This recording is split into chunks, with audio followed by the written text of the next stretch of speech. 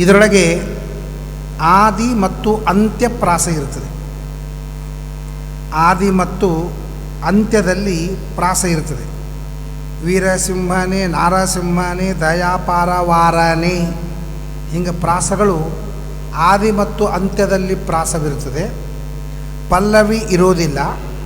ಇದಕ್ಕೆ ಸುಳಾದಿ ಅಂತ ಕರೀತಾರೆ. ಇನ್ನೊಂದು ಅರ್ಥದೊಳಗೆ ನಾವು ಸೂಡು ಅಂತ ಕರಿತೀವಿ. ನಮ್ಮ ಹಳ್ಳಿ ಊರೊಳಗೆ ಕೋತಂಬರಿ ಸೂಡು ಅಂತ ಮಾಡ್ತಾರೆ, ಸೂಡು ಅಂತ ಮಾಡ್ತಾರೆ. ಸೊ ಇಷ್ಟಿಷ್ಟು ಅಂತ ಸೂಡು ಮಾಡ್ತಾರಲ್ಲ, ಹಾಗೆ ಒಂದು ವಿಷಯವನ್ನು ಸ್ವಲ್ಪ ಪದ್ಯದೊಳಗೆ ಕೊಡೋದು, ಇದು ಸುಳಾದಿ ಅಂಥೇಳಿ. ಯಾವ ಸುಳಾದಿ ದೀರ್ಘ ಇರೋದಿಲ್ಲ. ಒಂದು 4 ಸಾಲಿಂದ ಆಗ್ತದೆ, ಮುಗೀತದೆ, ಮತ್ತೊಂದು 4 ಸಾಲು ಮುಂದುವರಿತದೆ, ಅದು ಮುಗೀತದೆ, ಮತ್ತೊಂದು 4 ಸಾಲು ಮುಂದುವರಿತದೆ. ಸೂಡಾಗಿ ಈ ಕೊತ್ತಂಬರಿಯನ್ನು ಅಥವಾ ಕರಿಬೇವನ್ನು ಅಥವಾ ತೊಪ್ಪಲು ಪಲ್ಯನ ಹೆಂಗೆ ಸೂಡಾಗಿ ಕೊಡ್ತಾರೋ ಹಂಗೆ ಕೊಡೋದಕ್ಕೆ ಡಲಯೋರ್ ಅಭೇದ ಅಂತಂತಾರೆ. ಸೂಡು, ಇದು ಸೂಳಾದಿ, ಸೂಡು ಮಾಡಿಕೊಟ್ಟಂತಹ ಪದ್ಯಗಳು. ಇನ್ನೊಂದು ಹೇಳ್ತಾರೆ ಸುಲಭದ ಹಾದಿ, ಅತೀ ಸುಲಭವಾಗಿ ಪ್ರಮೇಯವನ್ನು ತಿಳಿದುಕೊಳ್ಳತಕ್ಕಂತಹ ಇದು ಹಾದಿ. ಸುಳಾದಿಯೊಳಗೆ ಪ್ರಮೇಯಗಳು ಜಾಸ್ತಿ ಇರ್ತದೆ. ಪದ್ಯದೊಳಗೆ ವರ್ಣನ ಇರ್ತದೆ, ಮಹಿಮಾ ಇರ್ತದೆ, ಅವತಾರಗಳಿರ್ತವೆ, ಮತ್ತೊಂದು ಇರ್ತದೆ. ಇದರೊಳಗೆ ಮಹಿಮೆಗಳು ಜಾಸ್ತಿ ಇರ್ತದೆ. ಆದ್ದರಿಂದ ದೇವರನ್ನು ಸುಲಭವಾಗಿ ತಿಳಿದುಕೊಳ್ಳಲಿಕ್ಕೆ ಒಂದು ಪ್ರಮೇಯವನ್ನು ತಿಳ್ಕೊಳ್ಬೇಕು, ತತ್ವಜ್ಞಾನ ಮಾಡ್ಕೋಬೇಕು, ತತ್ವಜ್ಞಾನ ಮೂಲಕವಾಗಿ ದೇವರನ್ನು ಪಡಿಬೇಕು ಅಂತಂದರೆ ಇದು ಅತಿ ಸುಲಭದ ಹಾದಿ. ಅಂದರೆ ಸಂಸ್ಕೃತ ಅಲ್ಲ, ಕನ್ನಡದ್ದು, ಬಹಳ ದೀರ್ಘ ಅಲ್ಲ, ಅತೀ ಕಮ್ಮಿ ಪ್ರಮಾಣದ್ದು ಅಂತ ಹೇಳಿ ಇದಕ್ಕೆ ಸುಲಭದ ಹಾದಿ ಅಂತ ಮತ್ತೊಂದು ಅಂತಾರೆ. ಸುಳುವಿನ ಹಾದಿ ಅಂತ ಮತ್ತೊಂದು ಹೇಳ್ತಾರೆ. ಇದು ಒಂದು. ಇದರೊಳಗೆ ತಾಳಪ್ರಧಾನವಾಗಿರತಕ್ಕಂತಹ ಪದ್ಯ ಅಂತಂತಾರೆ. 7 ತಾಳಗಳಲ್ಲಿ ಇದು ಪ್ರಾರಂಭವಾಗ್ತದೆ. 7 ತಾಳಗಳು, ಸಾಮಾನ್ಯವಾಗಿ 7 ತಾಳ: ಧ್ರುವತಾಳ, ಮಧ್ಯತಾಳ, ರೂಪಕ, ಝಂಪಕ, ಝಂಪ್ತಾಳ, ತ್ರಿಪುಟ, ಅಟ್ಟ, ಏಕತಾಳ ಅಂತ. ಈ 7 ತಾಳಗಳಲ್ಲಿ, ಸಪ್ತತಾಳಗಳಲ್ಲಿ ನಡೀತದಾದ್ರಿಂದ ಸುಳಾದಿ. ಈ ತಾಳಗಳಲ್ಲಿ ಒಂದೊಂದು ಸುಮ್ಮನೆ ಒಟ್ಟಿಗೆ 7 ತಾಳಗಳನ್ನು ಪ್ರಯೋಗ ಮಾಡೋದು ಅಂತ ಅರ್ಥವಲ್ಲ. ಒಂದೊಂದು ಪ್ರಸಂಗಕ್ಕೆ ಒಂದೊಂದು ತಾಳವನ್ನು ಪ್ರಯೋಗ ಮಾಡೋದು, ಒಂದೊಂದು ಪ್ರಸಂಗಕ್ಕೆ. ಈಗ ಧ್ರುವತಾಳ ಅಂತಿದೆ. ಈ ಧ್ರುವತಾಳವನ್ನು ನ್ಯಾಚುರಲ್ಲಾಗಿ ಹೇಳಬೇಕಾದಂಥ ಪ್ರಸಂಗದಾಗ ಧ್ರುವತಾಳವನ್ನು ಪ್ರಯೋಗ ಮಾಡೋದು. ವಸ್ತುನಿಷ್ಠವಾಗಿ ಒಂದು ವಸ್ತುವಿನ ಬಗ್ಗೆ, ವಸ್ತುವಿನ ಪರಿಚಯವನ್ನು ಕೊಡಬೇಕಾದರೆ ಆ ಸುಳಾದಿಯೊಳಗೆ ಆ ವಸ್ತುವಿನ ಪರಿಚಯವನ್ನು ಕೊಡುವ ಪದ್ಯವನ್ನು ಧ್ರುವತಾಳದಲ್ಲಿ ಪ್ರಯೋಗ ಮಾಡ್ತಾರೆ. ಸೊ ಅಲ್ಲಿ ಧ್ರುವತಾಳದಲ್ಲಿ ಬಾರಿಸ್ತಾ ಇದ್ದಾನೆ ಅಂತಂದರೆ ಆ ಪದ್ಯ ಒಂದು ವಸ್ತುನಿಷ್ಠವಾಗಿ ವರ್ಣನೆ ಮಾಡ್ತಾ ಇದೆ, ಒಂದು ವಸ್ತುವನ್ನು ವರ್ಣನೆ ಮಾಡ್ತಾ ಇದೆ ಅಂತ. ಎರಡನೇದ್ದು ಮಧ್ಯತಾಳ. ಮಧ್ಯತಾಳ ಏನು ಮಾಡ್ತದೆ ಅಂದರೆ ಒಳ್ಳೆಯ ವಿಚಾರ, ಒಳ್ಳೆಯ ಗುಣಗಳು, ಉತ್ತಮವಾದ ಧರ್ಮಗಳು, ಇವುಗಳನ್ನು ಹೇಳ್ತಾ ಇರುವಾಗ ಅದನ್ನು ನಾವು ಮಧ್ಯತಾಳದಲ್ಲಿ ಆ ಪದ್ಯವನ್ನು ಹಾಡಿದರೆ, ಮಧ್ಯತಾಳದಲ್ಲಿ ಅದು ನಡೀತಾ ಇತ್ತು ಅಂದರೆ ಅದು ಭಗವಂತನ ಗುಣಗಳನ್ನು, ಧರ್ಮಗಳನ್ನು ಹೇಳಿಕೊಡ್ತಾ ಇದೆ, ಅದರ ಬಗ್ಗೆ ವಿಚಾರ ಮಾಡ್ತಾ ಇದೆ ಅಂತ ತಿಳ್ಕೊಳ್ಬೇಕಂತೆ. ಇನ್ನು ರೂಪಕ ತಾಳ ಅಂತ ಬರ್ತದೆ. ಆ ರೂಪಕ ತಾಳದಲ್ಲಿ ಆ ಗುಣಧರ್ಮಗಳು, ಪರಮಾತ್ಮನಲ್ಲಿ ಗುಣಧರ್ಮಗಳು ಯಾಕೆ ಇವೆ, ಪರಮಾತ್ಮನಲ್ಲಿ ದೋಷಗಳು ಯಾಕಿಲ್ಲ, ಗುಣಗಳಿವೆ ಅಂತ ದೋಷ ಇದೆ. ಯಾರಲ್ಲಿ ಯಾವ ಗುಣವಿದೆ ಅವರಲ್ಲಿ ಅದರ ವಿರುದ್ಧವಾದ ದೋಷ ಇರುವುದಿಲ್ಲ. ಉದಾಹರಣೆಗೆ ಜ್ಞಾನವಿದೆ ಅಂತಂದರೆ ಅದರ ವಿರುದ್ಧವಾದ ಅಜ್ಞಾನವೆಂಬ ದೋಷ ಇರುವುದಿಲ್ಲ. ಔದಾರ್ಯವಿದೆ ಅಂತಿದ್ರೆ ಅದರ ವಿರುದ್ಧವಾದ ಜಿಪುಣತನ, ಕೃಪಣತನ ಅಂತನ್ನೋದು ಇರುವುದಿಲ್ಲ. ಆದ್ದರಿಂದ ಹೆಂಗೆ ಬೆಳಕು ಮತ್ತು ಕತ್ತಲೆ ಇದ್ದಂಗೆ, ಬೆಳಕು ಗುಣ ಆದರೆ ಕತ್ತಲೆ ದೋಷ. ಎಲ್ಲಿ ಬೆಳಕಿದೆ ಅಲ್ಲಿ ಕತ್ತಲೆ ಇರೋದಿಲ್ಲ, ಉಳಿದ ಕಡೆಗಿರಬಹುದು. ಯಾವ ಪ್ರದೇಶದಲ್ಲಿ, ಯಾವ ಸ್ಪಾಟ್ನೊಳಗೆ ಬೆಳಕಿರ್ತದೆ ಆ ಸ್ಪಾಟ್ನೊಳಗೆ ಕತ್ತಲಿರುವುದಿಲ್ಲ. ಹಾಗೆ ಯಾವನಿಗೆ ಯಾವ ಗುಣ ಇರ್ತದೆ ಅವನಿಗೆ ಅದರ ವಿರುದ್ಧವಾದ ದೋಷ ಇರೋದಿಲ್ಲ. ಅದರೊಳಗೂ ಕೂಡ ಎಷ್ಟು ಜ್ಞಾನವಿರುತ್ತದೆ ಅಷ್ಟು ಅಜ್ಞಾನ ಇರೋದಿಲ್ಲ, ಎಷ್ಟು ಜ್ಞಾನವಿರುತ್ತದೆ ಅಷ್ಟು ಅಜ್ಞಾನವಿರೋದಿಲ್ಲ. ಎಷ್ಟೆಷ್ಟು ಜ್ಞಾನ ಬರ್ತಾ ಹೋಗ್ತದೆ ಅಷ್ಟಷ್ಟು ಅಜ್ಞಾನ ಹೊರಡ್ತಾ ಹೋಗ್ತದೆ. ಪರಮಾತ್ಮ ಸರ್ವಜ್ಞನಾಗಿದ್ದಾನೆ, ಅವನಿಗೆ ಯಾವ ಅಜ್ಞಾನವೂ ಇಲ್ಲ. ಹಾಗೆ ಒಂದೊಂದು ಗುಣಗಳು ದೇವರಲ್ಲಿ ಇದೆ ಅಂತಂದರೆ ಆ ದೋಷಗಳು ಇಲ್ಲ. ಸರ್ವಗುಣ ಪರಿಪೂರ್ಣನಾದದ್ದರಿಂದ ಯಾವ ದೋಷಗಳು ಇಲ್ಲ. 4 ಗುಣ ಇವೆ ಅಂದರೆ ಇನ್ನು 4 ದೋಷಗಳಿರ್ತಾವೆ. ಆದರೆ ಎಲ್ಲ ಗುಣಗಳಿದ್ದದ್ದರಿಂದ ಯಾವ ದೋಷಗಳು ಇಲ್ಲ ಅಂತ ಅದಕ್ಕೆ ಕಾರಣ ಪರಮಾತ್ಮನಲ್ಲಿ ದೋಷಗಳು ಯಾಕೆ ಇಲ್ಲ, ಪರಮಾತ್ಮನಲ್ಲಿ ಈ ಗುಣಗಳು ಯಾಕೆ ಇವೆ ಅಂತೆಲ್ಲ ಮಾಡಿದಾಗ ಅದಕ್ಕೆ ಕಾರಣಗಳನ್ನು ಹೇಳ್ತಾ ಇರುವಾಗ ನಾವು ರೂಪಕ ತಾಳವನ್ನು ಮಾಡಬೇಕು ಅಂತಂತ.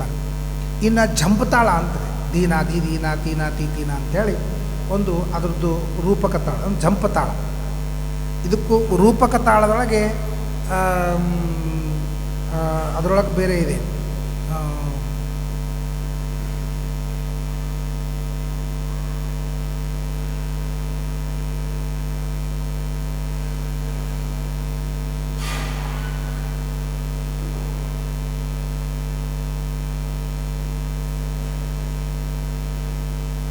ಅದಕ್ಕೆ ಅಲ್ಲಿದೆ ಒಂದು 11 ಮಾತ್ರದ್ದೇನೋ ಇದೆ, 11 ಮಾತ್ರದ್ದು ಇದೆ. ಅದು ಏಕತಾಳ, ರೂಪಕ ತಾಳ ಅಲ್ಲ, ರೂಪಕ ತಾಳ ಏಕತಾಳ ನಾನು ಹೇಳ್ತಾ ಇದ್ದೆ. ಈಗ ಜಂಪ ತಾಳ ಅಂತಂದರೆ ಅದು ದೀನ ದೀನ ಧೀ ದೀನ ತೀನ ಧೀ ದೀನ ಅಂಥೇಳಿ ಅಷ್ಟು ಬರ್ತದೆ. ಅದು ಯಾಕೆ ಮಾಡ್ತಾರೆ ಅಂತಂದರೆ ಒಂದು ಸಾತ್ವಿಕ ಭಾವ. ಸಾಮಾನ್ಯವಾಗಿ ವೈರಾಗ್ಯದ ಹಾಡುಗಳು ಜಂಪ್ ತಾಳದೊಳಗಿರ್ತವೆ. ಇಷ್ಟು ಪಾಪವನೇ ಮಾಡಿದ್ದೆ ಸಾಕು ಸೃಷ್ಟೀಶನೀಯನ್ನ ಉದ್ಧರಿಸಬೇಕೋ, ಇದು ವೈರಾಗ್ಯದ ಹಾಡು, ಸಾತ್ವಿಕ ಭಾವನೆ ಮೂಡುತ್ತದೆ. ಇದೆಲ್ಲ ಜಂಪತಾಳದೊಳಗೆ ಹಾಡ್ತಾರೆ. ಈಗ ಕೃಷ್ಣ ಲೀಲಾ ಅವೆಲ್ಲ ಹಾಡಬೇಕು, ನಾವು ಜಂಪತಾಳದೊಳಗೆ ಇರೋಂಗಿಲ್ಲ, ಅವು ದಾದರ ಭಜನ್ ಟೇಕ ಇದರೊಳಗೆಲ್ಲ ಇರ್ತದೆ. ವೈರಾಗ್ಯದ ಹಾಡುಗಳನ್ನು ನೋಡ್ರಿ ಸಾಮಾನ್ಯವಾಗಿ ಜಂಪತಾಳದೊಳಗೆ ದಾದರಾದೊಳಗೆ ಇರ್ತವೆ. ಯಾಕೆಂದರೆ ಮನಸ್ಸಿಗೆ ಸಾತ್ವಿಕ ಭಾವವನ್ನು ಉಂಟು ಮಾಡತಕ್ಕಂತಹ ಇವು ತಾಳಗಳು. ಹೀಗಾಗಿ ಸಾವಕಾಶ ಮನಸ್ಸಿನೊಳಗೆ ಕಣ್ಣು ಮುಚ್ಚಿಕೊಂಡು ಹೇಳು ಮುಂದಾಗ ಆ ತಾಳದ ವೇಗ ಇದ್ದಾಗ ಹಾಡಿನ ವೇಗ ಇರ್ತದೆ. ಹಾಡಿನ ವೇಗ ಇದ್ದಾಗ ಮನಸ್ಸಿನೊಳಗೆ ಸಣ್ಣ ಇಳಿಯಂಗಿಲ್ಲ, ಫಾಸ್ಟ್ ಹೋಗ್ಬಿಡ್ತದೆ. ಬಿಸಿ ನೀರು ಕಸಬೇಡೆ ಅಮ್ಮ ನೀನು ಉಗ್ಗಚ್ಚಿ ಮಾಡಬೇಡೆ, ಅದು ಮನಸ್ಸಿನೊಳಗೆ ಇಳಂಗಿಲ್ಲ. ಆದರೆ ಸ್ನಾನ ಸಂಧ್ಯಾದಿಗಳ ಮಾಡದಲೇ ಮೈಗೆ, ಇದು ಜಂಪ್ತಾಳಿದೆ. ಈ ಸಂದರ್ಭದೊಳಗೆ ಏನಾಗ್ತದೆ, ಸಾವಕಾಶವಾಗಿ ಮನಸ್ಸಿನೊಳಗೆ ನಮ್ಮಲ್ಲಿ ಸಾತ್ವಿಕ ಭಾವನೆ ಬರಲಿಕ್ಕೆ ಶುರು. ಸೊ ಸಾತ್ವಿಕ ಭಾವನೆಯನ್ನು ಮನಸ್ಸಿನಲ್ಲಿ ಮೂಡಿಸುವುದಕ್ಕಾಗಿ ಜಂಪ್ತಾಳ ಪ್ರಯೋಗ ಮಾಡ್ತಾರೆ. ಆ ಜಂಪ್ತಾಳದೊಳಗೆ ಹಾಡಿದರು ಅಂತಂದರೆ ಆ ಸುಳಾದಿ ಅಂದರೆ ಮನಸ್ಸಿನಲ್ಲಿ ಸಾತ್ವಿಕ ಭಾವವನ್ನು ಮೂಡಿಸ್ತಕ್ಕಂತಹ ವಿಚಾರವನ್ನು ಇಟ್ಟುಕೊಂಡಂತಹ ಏನು ಪದ್ಯ ಭಾಗ ಇದೆ, ಆ ಒಂದು ಸೂಡು, ಆ ಪದ್ಯ ಭಾಗವನ್ನು ನಾವು ಜಂಪ್ತಾಳದೊಳಗೆ ಹಾಡಬೇಕು ಸುಳಾದಿಯೊಳಗಂತ ನೇಮ ಇದೆ. ಅದನ್ನು ಇನ್ನು ತ್ರಿಪುಟ ತಾಳ ಅಂತ ಮತ್ತೊಂದಿದೆ, ಎಲ್ಲನೂ ವರ್ಣನೆ ಮಾಡೋಂಗಿಲ್ಲ, ಇದೊಂದು ಲಾಸ್ಟ್ ತ್ರಿಪುಟ ತಾಳ ಇದೆ. ಅದರನ್ನೇನು ಮಾಡ್ತದೆ ಅಂತಂದರೆ ವಿಶೇಷ ಪ್ರಾರ್ಥನೆ. ಸುಳಾದಿಯ ಆ ಭಾಗದೊಳಗೆ ವಿಶೇಷವಾಗಿ ಪ್ರಾರ್ಥನೆ ಇತ್ತು ಅಂತಂದರೆ ಆ ಪದ್ಯವನ್ನು ನಾವು ತ್ರಿಪುಟ ತಾಳದೊಳಗೆ ಹಾಡಬೇಕು ಅಂತ. ಸುಳಾದಿಗಳನ್ನು ಅನೇಕ ಇದೇ ನರಸಿಂಹ ಸುಳಾದಿನೇ ಬೇರೆ ಬೇರೆ ತಾಳದೊಳಗೆ ಬರ್ತದೆ, ಬೇರೆ ಬೇರೆ ತಾಳದೊಳಗೆ ಬರ್ತದೆ. ಆದರೆ ನಮಗೆ ಅನ್ನಿಸ್ತದೆ ಏನಪ್ಪ ಬೇರೆ ಬೇರೆ ತಾಳದೊಳಗೆ ಹಾಡ್ಲಿಕ್ಕತ್ತಾರಲ್ಲ ಅಂತ ಅನ್ನಿಸ್ತದೆ. ಬಟ್ ಪ್ರತಿಯೊಂದು ತಾಳದೊಳಗೆ ಒಂದು ಅರ್ಥ ಅದ. ಈ ಅರ್ಥವನ್ನು ಹೇಳಿಕೊಡುವ ಪದ್ಯವನ್ನು ಇದೇ ತಾಳದೊಳಗೆ ಹಾಡಬೇಕು ಅಂತನ್ನುವ ನೇಮ ಅಂತನ್ನೋದಕ್ಕಾಗಿ ಸಪ್ತ ತಾಳಗಳಲ್ಲಿ 7 ತಾಳಗಳಲ್ಲಿ ಸುಳಾದಿಯನ್ನು ನಿರ್ಮಾಣ ಮಾಡತಕ್ಕಂತಹ ಒಂದು ಪದ್ಧತಿ, ಒಂದು ಸಂಪ್ರದಾಯ ಇದೆ ಅಂತ ಹೇಳ್ತಾರೆ. ಅದರೊಳಗೆ ಪಂಚರತ್ನ ಸುಳಾದಿ ವಿಜಯದಾಸರು ಮತ್ತು ಪುರಂದರದಾಸರು ಎಲ್ಲ ದಾಸರು ಸುಳಾದಿಗಳನ್ನು ಮಾಡಿದ್ದಾರೆ. ಪಂಚರತ್ನ ಸುಳಾದಿ ಅಂತ ವಿಜಯದಾಸರು ಮಾಡಿದಂತಹ ಸುಳಾದಿಯು ಅತ್ಯಂತ ಪ್ರಸಿದ್ಧವಾದಂಥದ್ದು. ಇವತ್ತು ಪಂಚರತ್ನ ಸುಳಾದಿ ಬಂದಿಲ್ಲ ಅಂದರೆ ಅವನು ದಡ್ಡ ಅಂತನ್ನೋ ಅರ್ಥದೊಳಗೆ ಇವತ್ತಿದೆ. ಸಣ್ಣ ಹುಡುಗರಿಂದ ಹಿಡ್ಕೊಂಡು ವಯಸ್ಸಾಗೋ ಹೆಣ್ಮಕ್ಳೊಳಗೆ, ಗಂಡಸರಿಗೆ ಏನೂ ಬರೋಂಗಿಲ್ಲ, ಹೆಣ್ಮಕ್ಳೊಳಗೆ ಪಂಚರತ್ನ ಸುಳಾದಿ ಬರೋದು ಅಂತ ನಮಗೆಲ್ಲ ವಾಯುಸ್ತುತಿ ಸುಂದರಕಾಂಡ ಬರದೇ ಇದ್ದರೆ ನಮ್ಮಲ್ಲಿ ಹೆಂಗೆ ಸ್ವಲ್ಪ ಧಾರ್ಮಿಕ ಅಲ್ಲ ಅಂತನ್ನೋ ಹಂಗೆ ನಾವು ಪರಿಗಣನೆ ಮಾಡ್ತೀವಲ್ಲ, ಹಂಗೆ ಪಂಚರತ್ನ ಸುಳಾದಿ ಬರಲೇಬೇಕು ಅಂತ. ಈ ಪಂಚರತ್ನ ಸುಳಾದಿ ಏನು ಅಂತಂದರೆ ಸಾಮಾನ್ಯವಾಗಿ ಇದು ಪರಶುಕ್ಲತ್ರಯರನ್ನು ವರ್ಣನೆ ಮಾಡತಕ್ಕಂತಹ ಸುಳಾದಿ. ಯಾರ್ಯಾರು ಪರಶುಕ್ಲತ್ರಯರು? ಲಕ್ಷ್ಮೀದೇವಿ, ವಾಯುದೇವರು, ಸರಸ್ವತೀ ದೇವಿ, ಭಾರತೀ ದೇವಿ ಅಂತ ಪ್ರಾಣದೇವಿ. ಇಲ್ಲೇ ಪರಮಾತ್ಮ, ಶುದ್ಧನಾದಂತಹ ಪರಮಾತ್ಮ, ಅವನನ್ನು ವರ್ಣನೆ ಮಾಡ್ತಕ್ಕಂಥದ್ದು ನರಸಿಂಹ ಸುಳಾದಿ, ಧನ್ವಂತರಿ ಸುಳಾದಿ. ಇದು ಪರಮಾತ್ಮನನ್ನು ಹೊಗಳತಕ್ಕಂತಹ ಸುಳಾದಿ. ಇನ್ನು ದುರ್ಗಾ ಸುಳಾದಿ ಇದೇನದ ಅದು ಲಕ್ಷ್ಮೀದೇವಿಯನ್ನು ಹೊಗಳತಕ್ಕಂಥದ್ದು. ಇನ್ನು ಮುಖ್ಯ ಪ್ರಾಣದೇವರ ಸುಳಾದಿ ಇದೆ, ಅದು ಕೂಡ ಸೊ ಪರಮಾತ್ಮ, ಧನ್ವಂತರಿ, ನರಸಿಂಹ, ಕಪಿಲ ಮೂರು ಸುಳಾದಿಗಳು ಪರಮಾತ್ಮನನ್ನು ಹೇಳಿಕೊಡ್ತಾವೆ. ದುರ್ಗಾ ಸುಳಾದಿ ಲಕ್ಷ್ಮೀನ ಹೇಳಿಕೊಡ್ತದೆ. ಆಮೇಲೆ ಮುಖ್ಯ ಪ್ರಾಣದೇವರನ್ನು ಹೇಳಿಕೊಡ್ತದೆ. ಆದ್ದರಿಂದ ಇಲ್ಲಿ ಪರಶುಕ್ಲತ್ರಯರೊಳಗೇನೆ ಈ ಸುಳಾದಿಯು ಪ್ರಾರಂಭವಾದದ್ದರಿಂದ ಇದಕ್ಕೆ ಪಂಚರತ್ನ ಸುಳಾದಿ ಅಂತದ್ದು. ಇದು ರತ್ನಪ್ರಾಯ.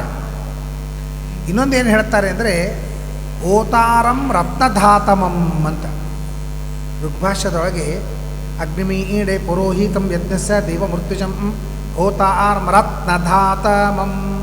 ಅಲ್ಲಿ ರತ್ನ ಅಂತ ಶಬ್ದಕ್ಕೆ ಸುಖ ಅಂತ. ಸುಖವನ್ನು ತಂದು ಕೊಡುವವನು ಅಗ್ನಿ ಅಂತಂದ.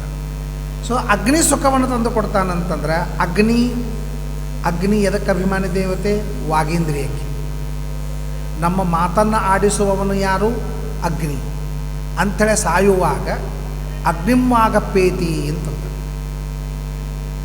ಅಗ್ನಿ ಬಂದಾಗ್ಬಿಡ್ತದೆ ಅಂಥೇಳಿ ಮೈ ಥಂಡಕ್ಕೆ ಹಾಕೋತ ಹೋಗ್ತದೆ ನೋಡ್ರಿ. ಸಾಯೋ ಮುಂದಾಗ ಮನುಷ್ಯನ ದೇಹ ಥಂಡಕ್ಕೆ ಹಾಕೋತ ಹೋಗ್ತದೆ. ಯಾಕೆ ಥಂಡಕ್ಕೆ ಹಾಕೋತ ಹೋಗ್ತದೆ? ಅಗ್ನಿ ಇಲ್ಲ ಅಂಥೇಳಿ. ಅಗ್ನಿ ಇಲ್ಲ ಅಂದ್ರೆ ಮಾತು ಬಂದಾಯ್ತು. ಅದಕ್ಕೆ ಮಾತು ಬಂದಾಗ್ತಾವೆ. ಮಾತು ಬಂದಾಕಾಗ್ತವೆ? ಅಗ್ನಿ ಇಲ್ಲ ಅಂತ. ಅಗ್ನಿ ಏನು ಮಾಡ್ತಾನೆ? ಮಾತನ್ನು ತಂದು ಕೊಡ್ತಾನೆ. ಹಾಗಾದ್ರೆ ಪಂಚರತ್ನ ಸುಳಾದಿಯನ್ನು ನೀವು ಹೇಳಬೇಕಾದ್ರೆ ಅಗ್ನಿ ಬೇಕು. ಅಗ್ನಿ ಏನು ಮಾಡ್ತಾನೆ ಅಂದರೆ ರತ್ನಧಾತಮಂ. ರತ್ನ ಅಂದರೆ ಸುಖವನ್ನು ತಂದು ಕೊಡ್ತಾನೆ. ಅಂದರೆ ಪಂಚರತ್ನ ಸುಳಾದಿಗಳನ್ನು ಹೇಳೋಣದರಿಂದ ಒಂದು ವಿಶಿಷ್ಟವಾದ ಸ್ವರೂಪಾನಂದವಾಗ್ತದೆ. ಒಂದು ವಿಶಿಷ್ಟವಾದ ಸ್ವರೂಪಾನಂದವಾಗ್ತದೆ. ನೀವು ಕಣ್ಣು ಮುಚ್ಚಿಕೊಂಡು ಸುಳಾದಿಯನ್ನು ಹೇಳ್ತಾ ಹೋಗ್ಬಿಡ್ರಿ, ಜಗತ್ತನ್ನೇ ಮರೆತು ಬಿಡ್ತೀರಿ. ಅಷ್ಟು ವಿಶಿಷ್ಟ ರೀತಿಯಲ್ಲಿ ಅದು ಇರ್ತದೆ. ಸೊ ಆ ಮಾತಿನ ಮೂಲಕವಾಗಿ ಅಗ್ನಿಯು ಸುಖವನ್ನು ತಂದು ಕೊಡೋದರಿಂದ ಅವನಿಗೆ ಅಗ್ನಿಗೆ ಅದಕ್ಕೆ ರತ್ನ ಅಂತಂದು ಪಂಚರತ್ನ. ಪಂಚಸುಳಾದಿಗಳನ್ನು ಹೇಳಿ ಉತ್ತಮವಾದ ಸ್ವರೂಪಾನಂದವನ್ನು ತಂದು ಕೊಡ್ತಾ ಇದ್ದದ್ದರಿಂದ ಅದು ಪ್ರಾಯ ರತ್ನ ಅಂತ ಕರೆದು. ಈ ಪಂಚಸುಳಾದಿಗಳಿಗೆ ರತ್ನ, ಪಂಚರತ್ನಗಳು,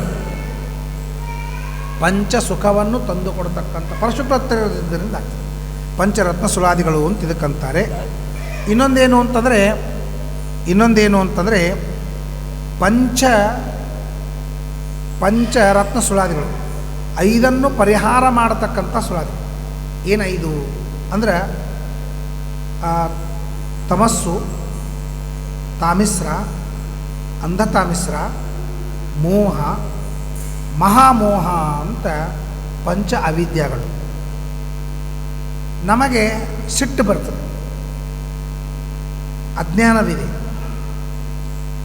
ಮೋಹ ಅಂದರೆ ಭ್ರಮ ಇದೆ. ಇದರೊಳಗೆ 2 ಥರದ ಭ್ರಮ ಇದೆ. ಒಂದು ಹೋಗತಕ್ಕಂಥ ಭ್ರಮ, ಒಂದು ಕೊನೆಗೆ ಹೋಗಂಗೇ ಇಲ್ಲ ಅಂತ ಭ್ರಮ. ನಾನು, ನನ್ನ ದೇಹ, ನಾನೇ ದೇಹ, ಈ ವಸ್ತು ನಂದು, ಇದೇನು ಭ್ರಮ ಅದ.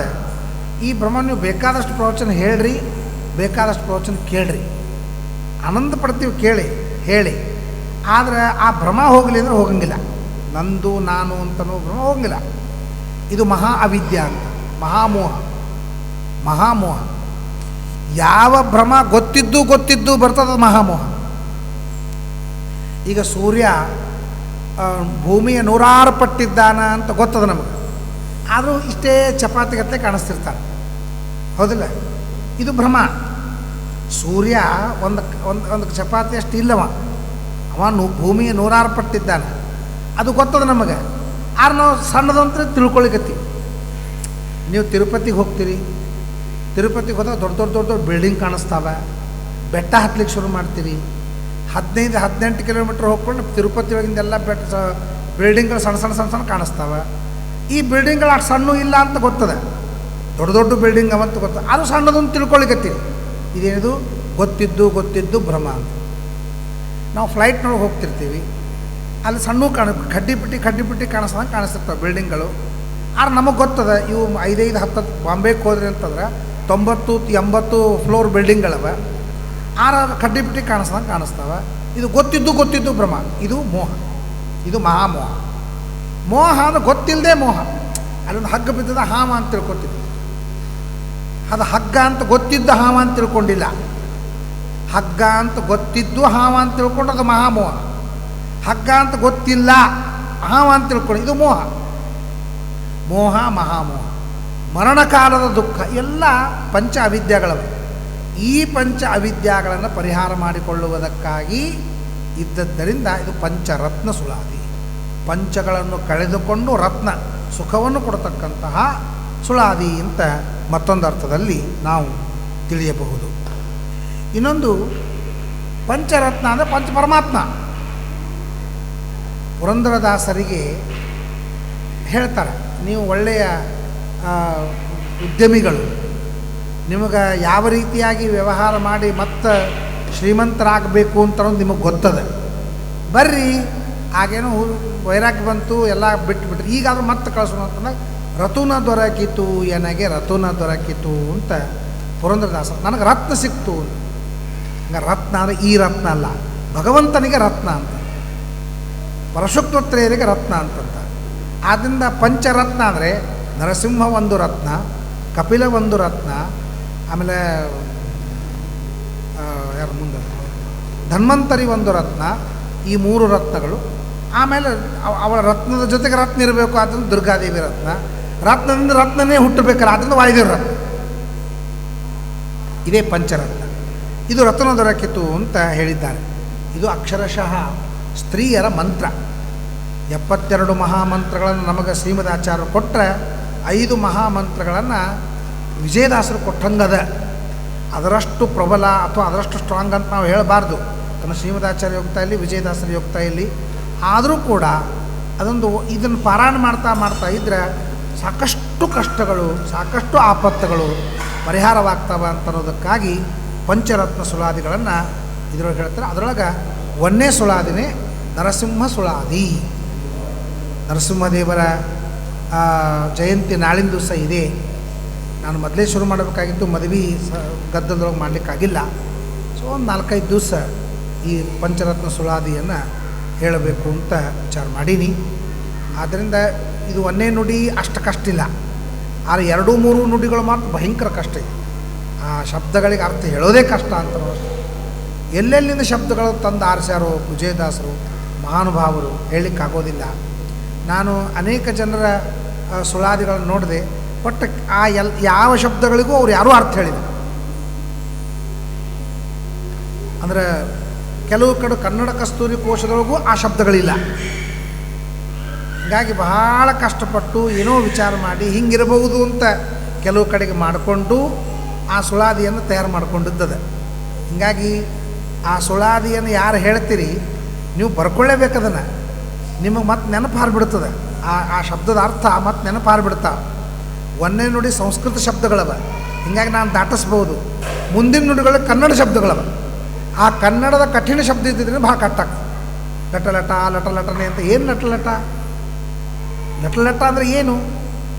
ಹೆಂಗೆ ಅರ್ಥ ಹೇಳೋದು? ಪುಟಪುಟನೆ ಅಂತಂತಾರೆ. ಪುಟಪುಟನೆ ಏನು? ಅವು ಕೆಲದಕ್ಕೂ ಭಾಳ ಕಷ್ಟ ಇದೆ. ಅದು ಇದು ಸಂಸ್ಕೃತ ಶಬ್ದವಾದ. ಈಗ ನಾವು 1ನೇ ನುಡಿ ಹೇಳ್ಬಿಡ್ತೀನಿ. 1ನೇ ನುಡಿ ನನಗೇನೂ ಪ್ರಾಬ್ಲಮ್ ಆಗಲ್ಲ. 10 ಅರ್ಥ ಹೇಳ್ಕೊತತ್ತು. ಒಂದೊಂದು ಶಬ್ದಕ್ಕೆ 10 ಅರ್ಥ ಹೇಳ್ತೀನಿ, ದೊಡ್ಡದಲ್ಲ. ಅದು ಭಾಳ ಕಷ್ಟ. ಅದಕ್ಕೆ ಪ್ರಾರಂಭ ಮಾಡ್ತಾರೆ. ವೀರಸಿಂಹನೇ ನಾರಸಿಂಹನೇ ದಯಾಪಾರ ವಾರನೆ ಭಯ ನಿವಾರಣ ನಿರ್ಗುಣ. ಮೊದಲೇದು ವೀರಸಿಂಹ ಅಂತ. ನರಸಿಂಹದೇವರಿಗೆ ಸಿಂಹ ಅಂತ. ಸಿಂಹ ಅಂದರೆ ಶ್ರೇಷ್ಠ ಅಂತ. ಸಿಂಹ ಅಂದರೆ ಸಿಂಹ. ಈಗ ಪುರುಷ ಸಿಂಹ ಅಂತಂತಾರೆ. ಪುರುಷ ಸಿಂಹ ಅಂದರೆ ಪುರುಷ ಶ್ರೇಷ್ಠ ಅಂತ. ಸಿಂಹ ಅಂತನೋ ಶಬ್ದಕ್ಕೆ ಸಂಸ್ಕೃತದಲ್ಲಿ ಶ್ರೇಷ್ಠ ಅಂತ. ಈಗ ಈರ ಅಂತಾರೆ. ಈರ ಅಂದರೆ ಪ್ರೇರಣೆ ಮಾಡುವವರು ಅಂತ. ಯಾರು? ತತ್ವಾಭಿಮಾನಿ ದೇವತೆ. ತತ್ವಾಭಿಮಾನಿ ದೇವತೆಗಳು ನಮ್ಮ ದೇಹದಲ್ಲಿ ಪ್ರೇರಣೆ ಮಾಡ್ತಾ ಇದ್ದರೆ ಅವರು ಈರ. ಅವರಲ್ಲಿ ನಿಂತು ಪ್ರೇರಣೆ ಮಾಡ್ತಾರೆ ಮುಖ್ಯ ಪ್ರಾಣದೇವರು. ಅವರು ವೀರ, ವಿಶಿಷ್ಟವಾದ ಈರ. ಈರ ಅಂದರೆ ಪ್ರೇರಣೆ ಮಾಡುವವರು. ವೀರನ ವಿಶಿಷ್ಟವಾಗಿ ಪ್ರೇರಣೆ ಮಾಡುವ, ಪ್ರೇರಣೆ ಮಾಡುವವರಿಗೆ ಪ್ರೇರಣೆ ಮಾಡುವ ಯಾರು? ಪ್ರಾಣದೇವ. ಈರ ಅಂದರೆ ದೇವತೆಗಳು, ವೀರ ಅಂದರೆ ಪ್ರಾಣದೇವರು, ಅವರಿಗೂ ಸಿಂಹ ಅಂದರೆ ಶ್ರೇಷ್ಠನಾಗಿದ್ದಾನೆ. ಪ್ರಾಣಸ್ಯ ಪ್ರಾಣ ಅಂತ ಉಪನಿಷತ್ತು ಹೇಳ್ತದೆ. ಎಲ್ಲರಿಗೂ ಪ್ರೇರಣೆಯನ್ನು ಮಾಡುವ ಪ್ರಾಣದೇವರಿಗೂ ಪ್ರೇರಣೆಯನ್ನು ಮಾಡ್ತಾರೆ ಪರಮಾತ್ಮ. ಆದ್ದರಿಂದ ಅವರಿಗೆ ವೀರಸಿಂಹ. ಈರ ದೇವತೆಗಳು, ವೀರ ಮುಖ್ಯ ಪ್ರಾಣದೇವರು, ಅವರಿಗೂ ಸಿಂಹನಾಗಿದ್ದಾನೆ ಅಂತನ್ನೋದಕ್ಕಾಗಿ ವೀರಸಿಂಹ ಅಂತ ಕರೀತಾರೆ. ಇನ್ನೊಂದು ವೀರ ಅಂತನೋ ಶಬ್ದಕ್ಕೆ ಆರಬ್ಧ ಅಂತಗಾಮಿ ವೀರ, ಟಿಪ್ಪಣಿಕಾರೆಲ್ಲ ಹಾಗೆ ಬರೀತಾರೆ. ವೀರ ಅಂತನೋ ಶಬ್ದಕ್ಕೆ ಏನು ಅಂತಂದರೆ, ಈಗ ಆರಬ್ಧ ಅಂತಗಾಮಿ, ಏನು ಕೆಲಸ ಹಿಡಿದಿರ್ತೇವೆ ಅದು ಕೊನೆತಂಕ ಮುಟ್ಸೋದು. ಆರಬ್ಧ ಅಂತಗಾಮಿ, ಆರಬ್ಧ ಮಾಡಿದ್ದನ್ನು, ಪ್ರಾರಬ್ಧ ಮಾಡಿದ್ದನ್ನು ಅಂಥದವರೆಗೂ ಮುಟ್ಟಿಸ್ತಕ್ಕಂಥದ್ದು. ಕೆಲವು ಮಂದಿ ಹೆಂಗೆ ಇರ್ತದೆ, ಕಸ ಹುಡುಗಿ ಶುರು ಮಾಡ್ತಾರೆ. ಕಸ ಹುಡುಗಿ ಶುರು ಮಾಡಿ ಅವ್ರಿಗೇನೋ ನೆನಪಾಗ್ಬಿಡ್ತದೆ. ಆ ಕಸಬರಿಗೆ ಕಸ ಅಲ್ಲೇ ಇಟ್ಟು ಅದನ್ನು ಕೆಲಸ ಮಾಡಲಿಕ್ಕೆ ಶುರು, ಅಲ್ಲರೇ ಪೂರ್ಣ ಮಾಡ್ತಾರಂತೀರಾ, ಅದನ್ನು ಮಾಡುವಂದಾಗ ಇನ್ನೊಂದು ನೆನಪಾಗ್ತದೆ, ಅಲ್ಲಿ ಬಿಟ್ಬಿಡ್ತಾರೆ. ಅಲ್ಲಿ ಮಾಡುವಂದಾಗ ಹಾಲು ಹೋಗ್ತದೆ ಅಂತ ನೆನಪಾಗ್ಬಿಡ್ತದೆ, ಅಡಿಗೆ ಮನೆಗೆ ಬಂದುಬಿಡ್ತಾರೆ. ಆ ಹಾಲು ಇಳಿಸ್ಲಿಕ್ಕೆ ಅಂತೋದಾಗ ಮತ್ತೆ ಅಲ್ಲೇನೋ ಬಿದ್ದಂಗೆ ಇರ್ತದೆ, ಅಲ್ಲಿ ಶುರು ಮಾಡ್ತಾರೆ. ಕಸಬರಿಗೆ ಇಲ್ಲೇ ಉಳಿತು, ಮತ್ತೊಂದು ಕೆಲಸ ಅಲ್ಲೇ ಉಳಿತು. ಇವು ವೀರರಲ್ಲ. ಕೆಲವು ಸಲ ನಾವು ಕಾರ್ಯವನ್ನು ಪ್ರಾರಂಭ ಮಾಡ್ತೀವಿ, ಆಮೇಲೆ ಅದು ಭಯಾನಕ ಅನ್ನಿಸ್ತದೆ. ಉತ್ಸಾಹದಿಂದ ಪ್ರಾರಂಭ ಮಾಡ್ತೀವಿ, ಉತ್ಸಾಹದಿಂದ ಪ್ರಾರಂಭ ಮಾಡಿದಾಗ ಆಮೇಲೆ ಏನಾಗ್ತದೆ, ಅದು ಆಳವಾಗಿ ತೋರ್ಲಿಕ್ಕೆ ಶುರು ಮಾಡ್ತದೆ, ವಿಶಾಲವಾಗಿ ತೋರಿಸ್ಲಿಕ್ಕೆ ಶುರು ಮಾಡ್ತದೆ. ಆಳಕ್ಕೆ ಏನಾಗ್ತದೆ, ಆಗಂಗಿಲ್ಲಪ್ಪ ಪುಣ್ಯಾತ್ಮ, ಏನೋ ನಾನು ಹಿಂಗಂತ ತಿಳ್ಕೊಂಡು ಶುರು ಮಾಡಿದೆ, ಬಟ್ ಅದು ಹಿಂಗಂತ ನನಗೆ ಗೊತ್ತಿಲ್ಲ ಅಂಥೇಳಿ ಏನು ಮಾಡ್ತಾರೆ, ನಿಂತು ಬಿಡ್ತಾರೆ. ಅವರು ವೀರರಲ್ಲ. ಅದು ಎಷ್ಟೇ ಕಠಿಣ ಇರಲಿ, ಎಷ್ಟೇ ದುಃಖದಾಯಕ ಇರಲಿ, ಎಷ್ಟೇ ಕಷ್ಟಪಡೋದು, ಕೆಲಸ ಪ್ರಾರಂಭ ಮಾಡಿದ ಮೇಲೆ ಅದು ಏನದು ಪೂರ್ಣ ಮುಗಿಸ್ಬೇಕು. ಅದಕ್ಕೆ ವೀರ ಅಂತ ಕರೀತಾರೆ. ವೀರ ಶಬ್ದಕ್ಕೇನೆ ಆರಬ್ಧ ಅಂತಗಾಮಿ ವೀರ. ಯಾರು ಪ್ರಾರಂಭ ಮಾಡ್ತಾರೋ ಪೂರ್ಣ ಮಾಡೋರಿಗೆ ವೀರ ಅಂತಂದು. ಸಾಮಾನ್ಯವಾಗಿ ಇದು ನಮ್ಮಲ್ಲಿ ಇಲ್ಲ. ಬಹಳ ಕೆಲಸಗಳನ್ನು ಪ್ರಾರಂಭ ಮಾಡ್ತೇವೆ, ಅರ್ಧಕ್ಕೆ ನಿಲ್ಲಿಸ್ಬಿಡ್ತೀವಿ, ಅವ್ರಿಗೆ ವೀರ ಅಂತ ಕರೆಯೋದಿಲ್ಲ. ಹಾಗಾದರೆ ಪರಮಾತ್ಮ ಮುಖ್ಯ ಪ್ರಾಣದೇವರಿದ್ದಾರೆ. ಮುಖ್ಯ ಪ್ರಾಣದೇವರು, ದೇವತೆಗಳು ಎಂದಿಗೂ ಕೂಡ ಅರ್ಧಂಬರ್ಧ ಅವ್ರು ಅನ್ಕೊಡ್ರಿ. ಈಗ ಪುರಾಣ ಕೇಳಲಿಕ್ಕತ್ತೀರಿ, ಪುರಾಣ ಕೇಳೋ ಮುಂದಾಗ ಶ್ರೋತ್ರಾಭಿಮಾನ ದೇವತೆಗಳು ಏನೋ ನೆನಪಾಯ್ತು, ಬಿಟ್ಟು ಹೋಗ್ಬಿಟ್ರೆ ಮುಂದಿನ ಪುರಾಣ ಯಾರು ಕೇಳೋರು? ಮುಂದಿನ ಪುರಾಣ ಯಾರು ಕೇಳೋರು?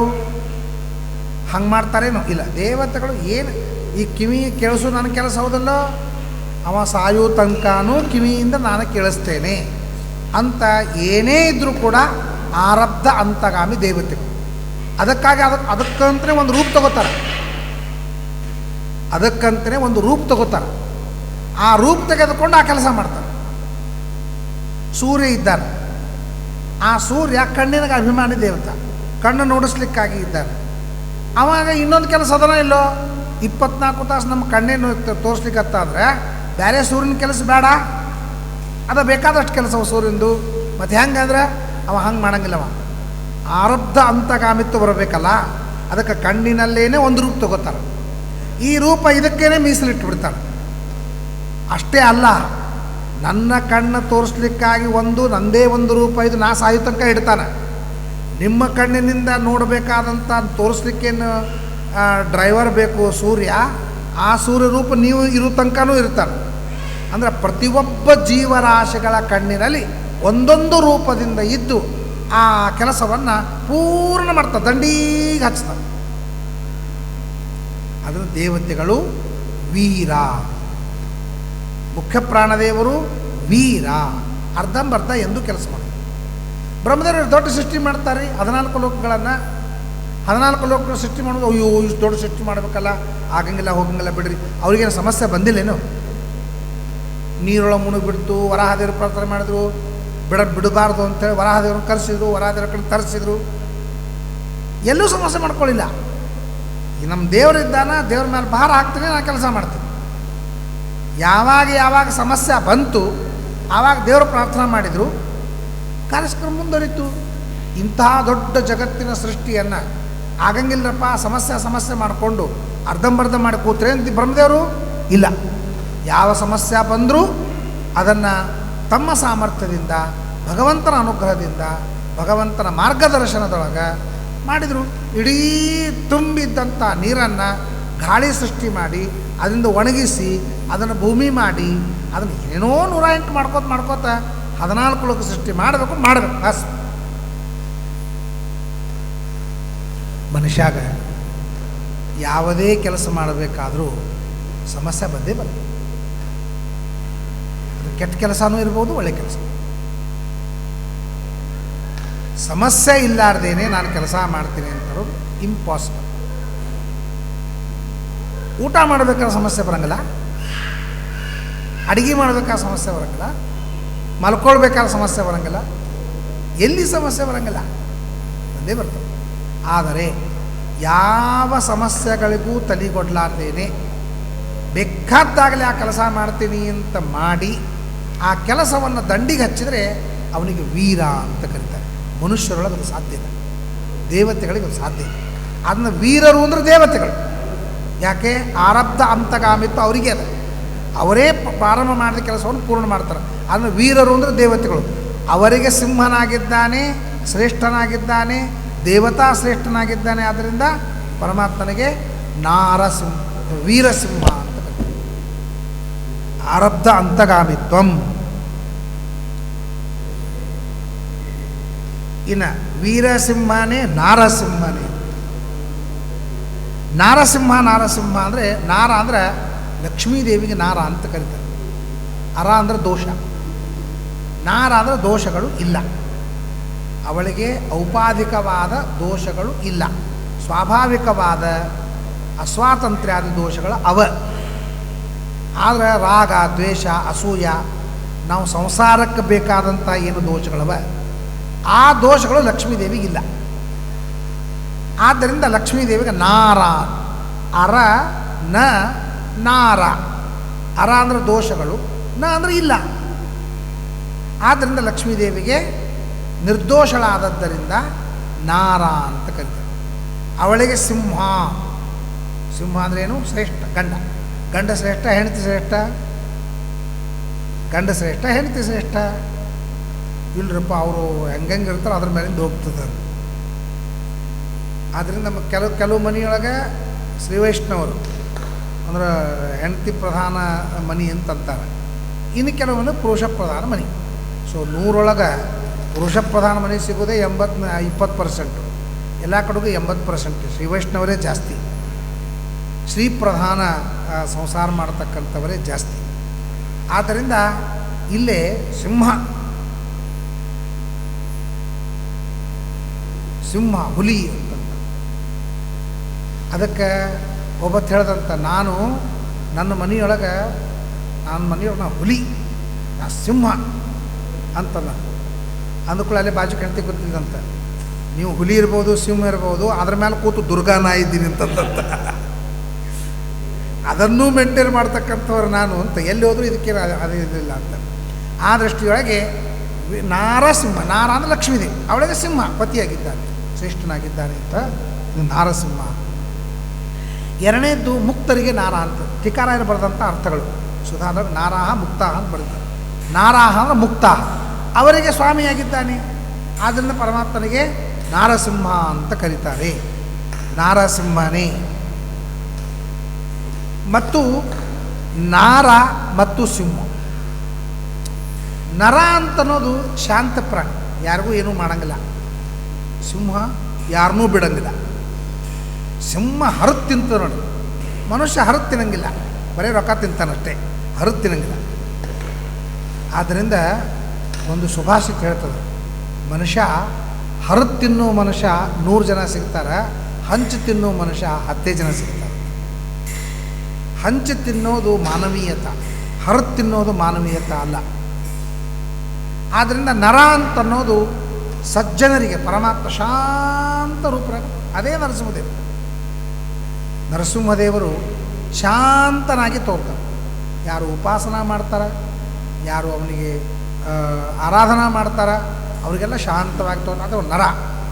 ದೈತ್ಯರು, ಯಾರು ಹಾರಾಡ್ತಾರ, ಯಾರು ದ್ವೇಷ ಮಾಡ್ತಾರ, ಯಾರು ಸಜ್ಜನರಿಗೆ ಪೀಡೆ ಕೊಡ್ತಾರ ಅವರಿಗೆ ಸಿಂಹ. ಆದ್ದರಿಂದ ಸಜ್ಜನರಿಗೆ ನರನಾಗಿ ತೋರ್ತಾನೆ, ದುರ್ಜನರಿಗೆ ಸಿಂಹನಾಗಿ ತೋರ್ತಾನೆ. ಆದ್ದರಿಂದ ಪರಮಾತ್ಮನಿಗೆ ನಾರಸಿಂಹ ನಾರಸಿಂಹ ಅಂತ ಕರೀತಾರೆ ಅಂತ. ನೃಣಾಂ ನರವರ ಸ್ತ್ರೀಣಾಂ ಸ್ಮರೋ ಮೂರ್ತಿಮಾನ್ ಅಂತ. ನೃಣಾಂ ನರವರಹ, ಪರಮಾತ್ಮ ಕೃಷ್ಣಾವತಾರದಿಂದ ಒಳಗೆ ಪ್ರವೇಶ ಮಾಡ್ತಾ ಇರುವಾಗ ಒಬ್ಬೊಬ್ಬರಿಗೆ ಒಂದೊಂದು ತೋರ್ದ ಅಂತ ಹೇಳ್ತಾರೆ. ಮಲ್ಲಾನಾಂ ಅಶನಿಹಿ, ಚಾಣೂರ ಮುಷ್ಟಿಕೇನಿದ್ರು ಅವರಿಗೆ ವಜ್ರದಂತೆ ಕಂಡ, ವಜ್ರ ತನ್ನ ರುಂಡ ಹಾರಿಸ್ಲಿಕ್ಕೆ ಬರಲಿಕ್ಕತ್ತದೇನು ಅಂತನೋ ಹಂಗೆ ಕೃಷ್ಣ ಪರಮಾತ್ಮ ಚಾಣೂರ ಮುಷ್ಟಿಕರಿಗೆ ವಜ್ರದಂತೆ ಕಂಡ. ಮಲ್ಲಾನಾಂ ಅಶನಿಹಿ ನೃಣಾಂ ನರವರಹ. ಅಲ್ಲಿನ ಸಾತ್ವಿಕ ಜನರಿದ್ದರು, ಅವರಿಗೆ ಶ್ರೇಷ್ಠ ಮನುಷ್ಯ, ಒಬ್ಬ ಸಾತ್ವಿಕ ಮನುಷ್ಯ, ಒಬ್ಬ ಪರೋಪಕಾರಿ ಮನುಷ್ಯ ಬಂದರೆ ಹೆಂಗೆ ಕಾಣಿಸ್ಬೇಕು ಹಂಗೆ ಕೃಷ್ಣ ಅವ್ರಿಗೆ ಕಾಣಿಸ್ತದೆ. ಸ್ತ್ರೀನಾಮ ಸ್ಮರೋ ಮೂರ್ತಿಮಾನ್ ಮುಂದೆಲ್ಲ ಭಾಳ. ಅಂತೂ ಪರಮಾತ್ಮ ಅವರವರ ದೃಷ್ಟಿಯಲ್ಲಿ ಅವರವರಿಗೆ ಕಾಣಿಸ್ತದೆ. ಅದು ನರಸಿಂಹದೇವರು ಅಂತ ಅಂದ್ಕೊಳ್ಳೇ ನಮ್ಮ ಉಗ್ರ ಆ ಒಂಥರ ಅಂತಲೇ ಅನ್ನಿಸ್ತದೆ.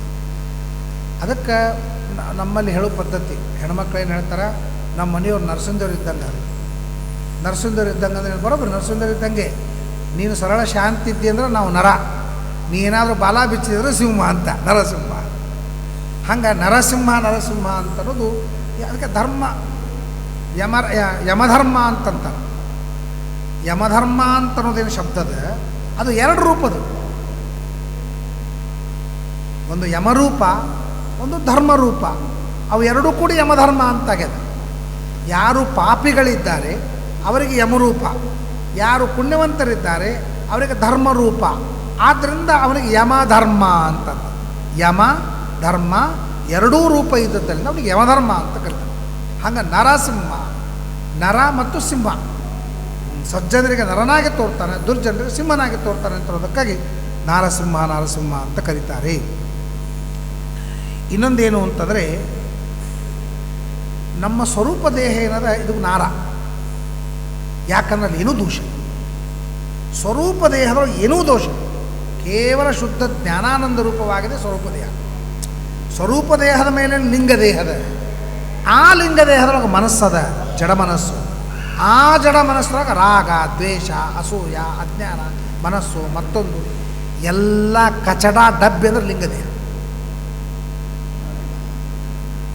ಕಚಡ ಡಬ್ಬಿ ಅಂದ್ರೆ ಲಿಂಗ ದೇಹ. ಆ ಲಿಂಗ ದೇಹದ ಒಳಗೆ ಪಾಕಿಟ್ನೊಳಗಿದ್ದಂಗೆ ಲಿಂಗ ದೇಹ ತಲವಾರು ಇರ್ತದಲ್ಲ, ತಲವಾರು ಖಡ್ಗ, ಆ ಖಡ್ಗವನ್ನು ಎದ್ರೊಳಗೆ ಹಾಕ್ತಾರ ಅದಂತಲ್ಲ, ಅದು ಖಡ್ಗದಂಗೆ ಇರ್ತದೆ. ಖಡ್ಗ ಹಾಕತಕ್ಕಂತಹ ಅದೇನು ಕವಚ ಇರ್ತದೆ ಅದು ಖಡ್ಗದಂಗೆ ಇರ್ತದೆ. ಹಂಗೆ ಜೀವನ ಸ್ವರೂಪ ಯಾವ ಆಕಾರದೊಳಗದ ಅದೇ ಆಕಾರದೊಳಗೇ ಲಿಂಗದೇಹ, ಅದೇ ಆಕಾರದೊಳಗೆ ಲಿಂಗ. ಆ ಲಿಂಗದೇಹದೊಳಗೆ ಎಲ್ಲ ಜಡ ಮನಸ್ಸು, ಅದರೊಳಗೆ ಆ ಜಡ ಮನಸ್ಸದ ಕಿಟ್ಟು, ಜಡ ಮನಸ್ಸು ಅಂತ ಒಂದು ಕಿಟ್ಟಿದ್ದಂಗೆ. ಆ ಕಿಟ್ ಅಂದ್ರೆ ಏನು, ಬ್ಯಾಳಿ ಅಕ್ಕಿ ಬೆಲ್ಲ ಮತ್ತೊಂದು ಮಗದೊಂದು ಎಲ್ಲ ಕೂಡಿದೊಂದು ಕಿಟ್ ಅಂತ ಮಾಡ್ತಾರೋ ಇಲ್ಲೋ, ಹಂಗೆ ಈ ಜಡವಾದ ಮನಸ್ಸು ಅಂತಂದು ಒಂದು ಕಿಟ್ಟಿದ್ದಂಗೆ. ರಾಗ ದ್ವೇಷ ಅಸೂಯ ಸಂಶಯ ಭ್ರಮ ಎಲ್ಲ ಈ ಸಂಸಾರಕ್ಕೆ ಬೇಕಾದಂಥ ಎಲ್ಲ ಆ ಹೊಲಸುಗಳೇನವ, ಆ ಹೊಲಸುಗಳೆಲ್ಲ ಹಾಕಿದ ಕಸದ ಚೀಲ ಜಡವಾದ ಮನಸ್ಸು. ಆ ಮನಸ್ಸು ಲಿಂಗ ದೇಹದೊಳಗೆ ಹೊರತು ಸ್ವರೂಪ ದೇಹದಲ್ಲಿ ಯಾವ ದೋಷಗಳು ಇಲ್ಲ. ಸ್ವರೂಪ ದೇಹ ಶುಭ್ರ ನಿರ್ದೋಷ, ಯಾವ ಈ ಬಾಹ್ಯ ದೋಷಗಳು ಯಾವುವೂ ಇಲ್ಲ. ಸ್ವರೂಪ ಸ್ವಾಭಾವಿಕ ದೋಷ ಲಕ್ಷ್ಮೀದೇವಿಗೂ ಅವ. ಹಂಗೆ ಜೀವನ ಸ್ವರೂಪ ಇದು ನಾರ. ಅರ ಅಂದ್ರೆ ರಾಗ ದ್ವೇಷ ಅಸೂಯಾದಿ ದೋಷಗಳು ಇಲ್ಲ. ಆದ್ದರಿಂದ ನಾರ ಅಂದ್ರೆ ಸ್ವರೂಪ ದೇಹ. ಆ ಸ್ವರೂಪ ದೇಹದಲ್ಲಿ ಪರಮಾತ್ಮ ನಿಯಾಮಕನಾಗಿ ಇದ್ದಾನೆ ನರಸಿಂಹ ರೂಪದಿಂದ. ಆದ್ದರಿಂದ ನಾರಸಿಂಹ ಸ್ವರೂಪ ದೇಹಕ್ಕೆ ನಿಯಾಮಕನಾದದ್ದರಿಂದ ಅವನಿಗೆ ನಾರಸಿಂಹ ಅಂತ ಕರೀತಾರೆ. ವೀರಸಿಂಹನೇ ನಾರಸಿಂಹನೇ. ದಯಾ ಪಾರಾವಾರನೇ. ಪಾರಾವಾರ ಪಾರಾವಾರ ಅಂದರೆ ಸಮುದ್ರ, ಯಾವದಕ್ಕೆ ದಂಡಿನೇ ಇಲ್ಲ. ದಂಡಿನೇ ಸಿಗಂಗಿಲ್ಲ, ಅದು ಸಮುದ್ರ. ಪಾರಾವಾರ ಅಂದರೆ ಸಮುದ್ರ, ದಯಾ ಪಾರಾವಾರ ಅಂದರೆ ದಯಾ ಸಮುದ್ರ ಅಂತ. ವೀರಸಿಂಹ ನಾರಸಿಂಹ ನೀನು ದಯಾ ಸಮುದ್ರನಾಗಿದ್ದಿ ಅಂತ. ಏನು ದಯಾ ಸಮುದ್ರ? ಸಂಪೂರ್ಣ ಕರುಣಾಸಂಧಿ ನೆನಪು ಮಾಡ್ಕೊಂಡು, ಶ್ರುತಿ ತತಿಗಳಿಗೆ ಗೋಚರಿಸದ ಅಪ್ರತಿಹತ ಮಹಾ ಐಶ್ವರ್ಯ ಸದ್ಗುಣ ಗಣಾಂಬೋಧಿ. ಅನಂತ ವೇದಗಳು, ಅನಂತಾವೈ ವೇದಾಹ ಅಂತಂತಾರೆ. ಅನಂತ ವೇದಗಳಿಗೂ ನಿಲುಕದೇ ಇದ್ದ ಮಹಿಮಾ ದೇವ್ರದು. ಅನಂತ ವೇದಗಳು, ಆ ವೇದಗಳಲ್ಲಿ ಹೇಳಿದ ಗುಣಗಳು, ಆ ವೇದಗಳಲ್ಲಿ ಹೇಳದೇ ಇದ್ದ ಗುಣಗಳು, ಮಹಾಭಾರತ ಅಲ್ಲಿ ಹೇಳಿದ ಗುಣಗಳು, ಅಲ್ಲಿ ಹೇಳದೇ ಇದ್ದ ಗುಣಗಳು, ವಾಯುದೇವರು ತಮ್ಮ ಪ್ರತಿಭಾದಿಂದ ಬಂದಂಥ ಗುಣಗಳು. ಇಷ್ಟು ಗುಣಗಳಿಂದ ವಾಯುದೇವರು ಪರಮಾತ್ಮನನ್ನು ಉಪಾಸನೆ ಮಾಡ್ತಾರೆ. ವೇದೋಕ್ತ ತದನುಕ್ತ ಭಾರತೋಕ್ತ ತದನುಕ್ತ ಸ್ವಪ್ರತಿಭಾದಿಂದ ಬಂದಂತಹ ಸಂಪ್ರದಾಯೋಕ್ತವಾದಂತಹ ಗುಣಗಳಿಂದ ಭಗವಂತನನ್ನು ಉಪಾಸನೆ ಮಾಡ್ತಾರೆ. ಅದು ಏನೂ ಅಲ್ಲ. ಅಷ್ಟು ಗುಣಗಳಿದ್ದಾಗ ನಾವು ಪ್ರತಿ ದಿವಸ ತನ್ನ ಅಂಗ್ರಿ ಸೇವಾ ರಥ ಮಹಾತ್ಮರು ಮಾಡುತ್ತಿಯ ಸಂಸ್ತುತಿಗೆ, SOME ಸಂಸ್ತುತಿಗೆ ವಶನಾಗುವನು ಇವನ ಕಾಲ. ನಮಗೆಲ್ಲ ಅನ್ನಿಸ್ತದೆ, ಏನಂತ ಅನ್ನಿಸ್ತದೆ, ಏನು ದೇವರು ನಮ್ಮಂಗೆ ಅಲ್ಲ, ಸ್ತೋತ್ರ ಮಾಡಿದ್ದು ಸಂತೋಷ ಪಡೋದು, ಸ್ತೋತ್ರ ಮಾಡಿದ್ದು ಕೊಡೋದು. ಮತ್ತು ನಾವು ಅಟ್ಟೆ, ದೇವರು ಅಟ್ಟೆ. ನನ್ನ ಕಡೆಯಿಂದ ನಿಮಗೆ ಏನಾರು ಬೇಕಾಗಿತ್ತಂದ್ರೆ ನೀವೇ ದೊಡ್ಡವರು, ನೀವೇ ಚಿನ್ನ, ನೀವೇ ಚಂದ್ರ ಅಂತಂತೀರಿ, ಖುಷಿ ಆಗಿಬಿಡ್ತೀನಿ, ತೊಗೊಂಡೋಗ್ಬಿಡ್ಪ ಅಂತ ಅಂದ್ಬಿಡ್ತೀನಿ. ನನಗೆ ಬೈದ್ರೆ ನಾ ಕೊಡ್ತೀನಾ? ಹೊಗಳಿದ್ರೇನೇ ಕೊಡ್ತೀವಲ್ಲೇನು? ಹಂಗೆ ದೇವರಿಗೆ ಬೈದ್ರೆ ಕೊಡೋಂಗಿಲ್ಲ, ಹೊಗಳಿದ್ರೆ ಕೊಡ್ತಾರೆ. ಮತ್ತು ನಮಗೂ ದೇವ್ರಿಗೇನು ವ್ಯತ್ಯಾಸ ಆಯಿತು ಅಂತಂದ್ರೆ ಅದಕ್ಕೆ ನಮ್ಮ ಗುರುಗಳು ಒಂದು ದೃಷ್ಟಾಂತ, ಆ ಚಂದ ದೃಷ್ಟಾಂತ ಏನು ಅಂದರೆ, ಈಗ ನಮ್ಮ ಗುಡಿಯವರು ಒಂದು ದೊಡ್ಡ ಸಂಸ್ಥಾಕ್ಕೆ 1 ಕೋಟಿ ರೂಪಾಯಿ ಕೊಟ್ಟು ಡೊನೇಟ್ ಮಾಡಿ ಅಂತ ಅನ್ಕೊಡ್ರಿ. 1 ಕೋಟಿ ರೂಪಾಯಿ ಕೊಟ್ಟಾಗ ಅಲ್ಲಿ ಅದರದ್ದು ಉದ್ಘಾಟನಾ ಸಮಾರಂಭದೊಳಗೆ ಇವನು ಆ್ಯಂಕರಿಂಗ್ ಮಾಡ್ತಕ್ಕಂಥವನು ಹೇಳ್ತಾರೆ, ನಮ್ಮ ಗುಡಿ ಸರು ನಮ್ಮ ಈ ಸಂಸ್ಥೆಗೆ ಒಂದು 101 ರೂಪಾಯಿ ಕೊಟ್ಟಿದ್ದಾರೆ, 100 ರೂಪಾಯಿ ಕೊಟ್ಟಿದ್ದಾರೆ. ನಾನು ನಿಮಗೆ ಹೇಳಿನೇ ಇಲ್ಲ, ಅನೌನ್ಸ್ಮೆಂಟ್ ಮಾಡಿನೇ ಇಲ್ಲ, ನೀವು ರೊಕ್ಕ ಕೊಟ್ರಿ ಅಂತ ಹೇಳಿನೇ ಇಲ್ಲ. ನಿಮಗೆ ಸಂತೋಷ ಆಯ್ತಾ, ದುಃಖ ಆಯ್ತಾ? ನಿಮಗೆ ಸಂತೋಷ ಆಯ್ತಾ, ದುಃಖ ಆಯ್ತಾ? ಮತ್ತು ನಾ ಹೇಳಿಲ್ಲ ಗುಡಿಯವರು 100 ರೂಪಾಯಿ ಕೊಟ್ಟಾರ್ರಿ ಅಂತ ಅಂದಿನೇ ಇಲ್ಲ ನಾನು. ಮತ್ತು ಸಂತೋಷ ಪಡ್ಬೇಕಲ್ಲೇ ನೀವು? ಸಂತೋಷ ಪಡೋಂಗಿಲ್ಲ. ಯಾಕೆ ಪಡೋಂಗಿಲ್ಲ? ಕಳ್ಳ. 1 ಕೋಟಿ ರೂಪಾಯಿ ನಾನು ಡೊನೇಷನ್ ಕೊಟ್ಟೀನಿ, 100 ರೂಪಾಯಿ ಕೊಟ್ಟೀನಿ ಅಂತಂತಂದ್ರೆ ಮುಗಿಸ್ಕೊಂಬ, ಆ್ಯಂಕರಿಂಗ್ ಮುಗಿಸ್ಕೊಂಬ, ವ್ಯವಸ್ಥೆ ಮಾಡ್ತೀನಿ ಅಂತ. ಅದಕ್ಕೂ ಸಂತೋಷ ಪಡ್ತಿದ್ದರೆ ಉದ್ದೇಶ. ಹಂಗೆ ಅನಂತ ವೇದಗಳಿಂದ ಸ್ತುತ್ಯನಾದ ಭಗವಂತ ಶ್ರೀರಮಣಿಕರ ಕಮಲ ಪೂಜಿತ ಚಾರುಚರಣ ಸರೋಜ ಬ್ರಹ್ಮವಾಯು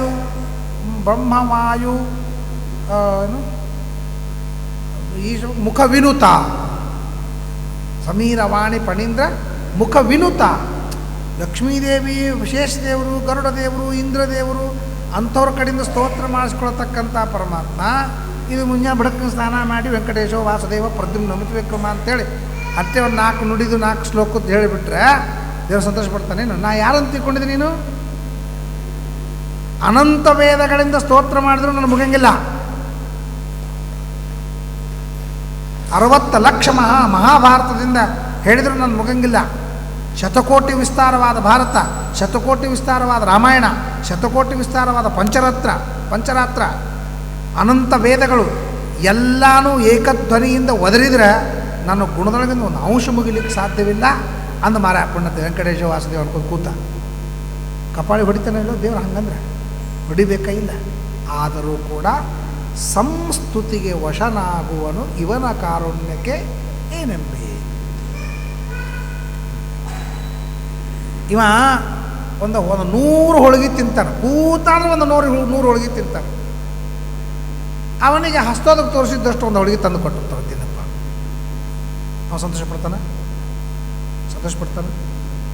100 ಹೋಳಿಗೆ ತಿನ್ನೋವನಿಗೆ ಒಂದು ಹಸ್ತೋದಕತ್ತೊಂದು ಹೋಳಿಗೆ ಕೊಡ್ತೀರಿ ಅಂತಂದ್ರೆ ಸಂತೋಷ ಪಡ್ತಾನೆ? ಸಂತೋಷ ಪಡಬೇಕಾ? ಜಗತ್ತಿನಾಗ ಯಾರು ಆದರೆ ಒಬ್ಬನೇ ಒಬ್ಬನ ವ್ಯಕ್ತಿ ಇದ್ದಾನೆ ಸಂತೋಷ ಪಡುವನು, ಅವನು ಭಗವಂತ. ಆದ್ದರಿಂದ ಅವನಿಗೆ ದಯಾ ಸಮುದ್ರ ಅಂತ. ಭಾಳ ಮಂದಿ ಪ್ರಶ್ನೆ ಮಾಡ್ತಾರೆ, ನಮಗೂ ದೇವ್ರಿಗೂ ಏನು ವ್ಯತ್ಯಾಸ?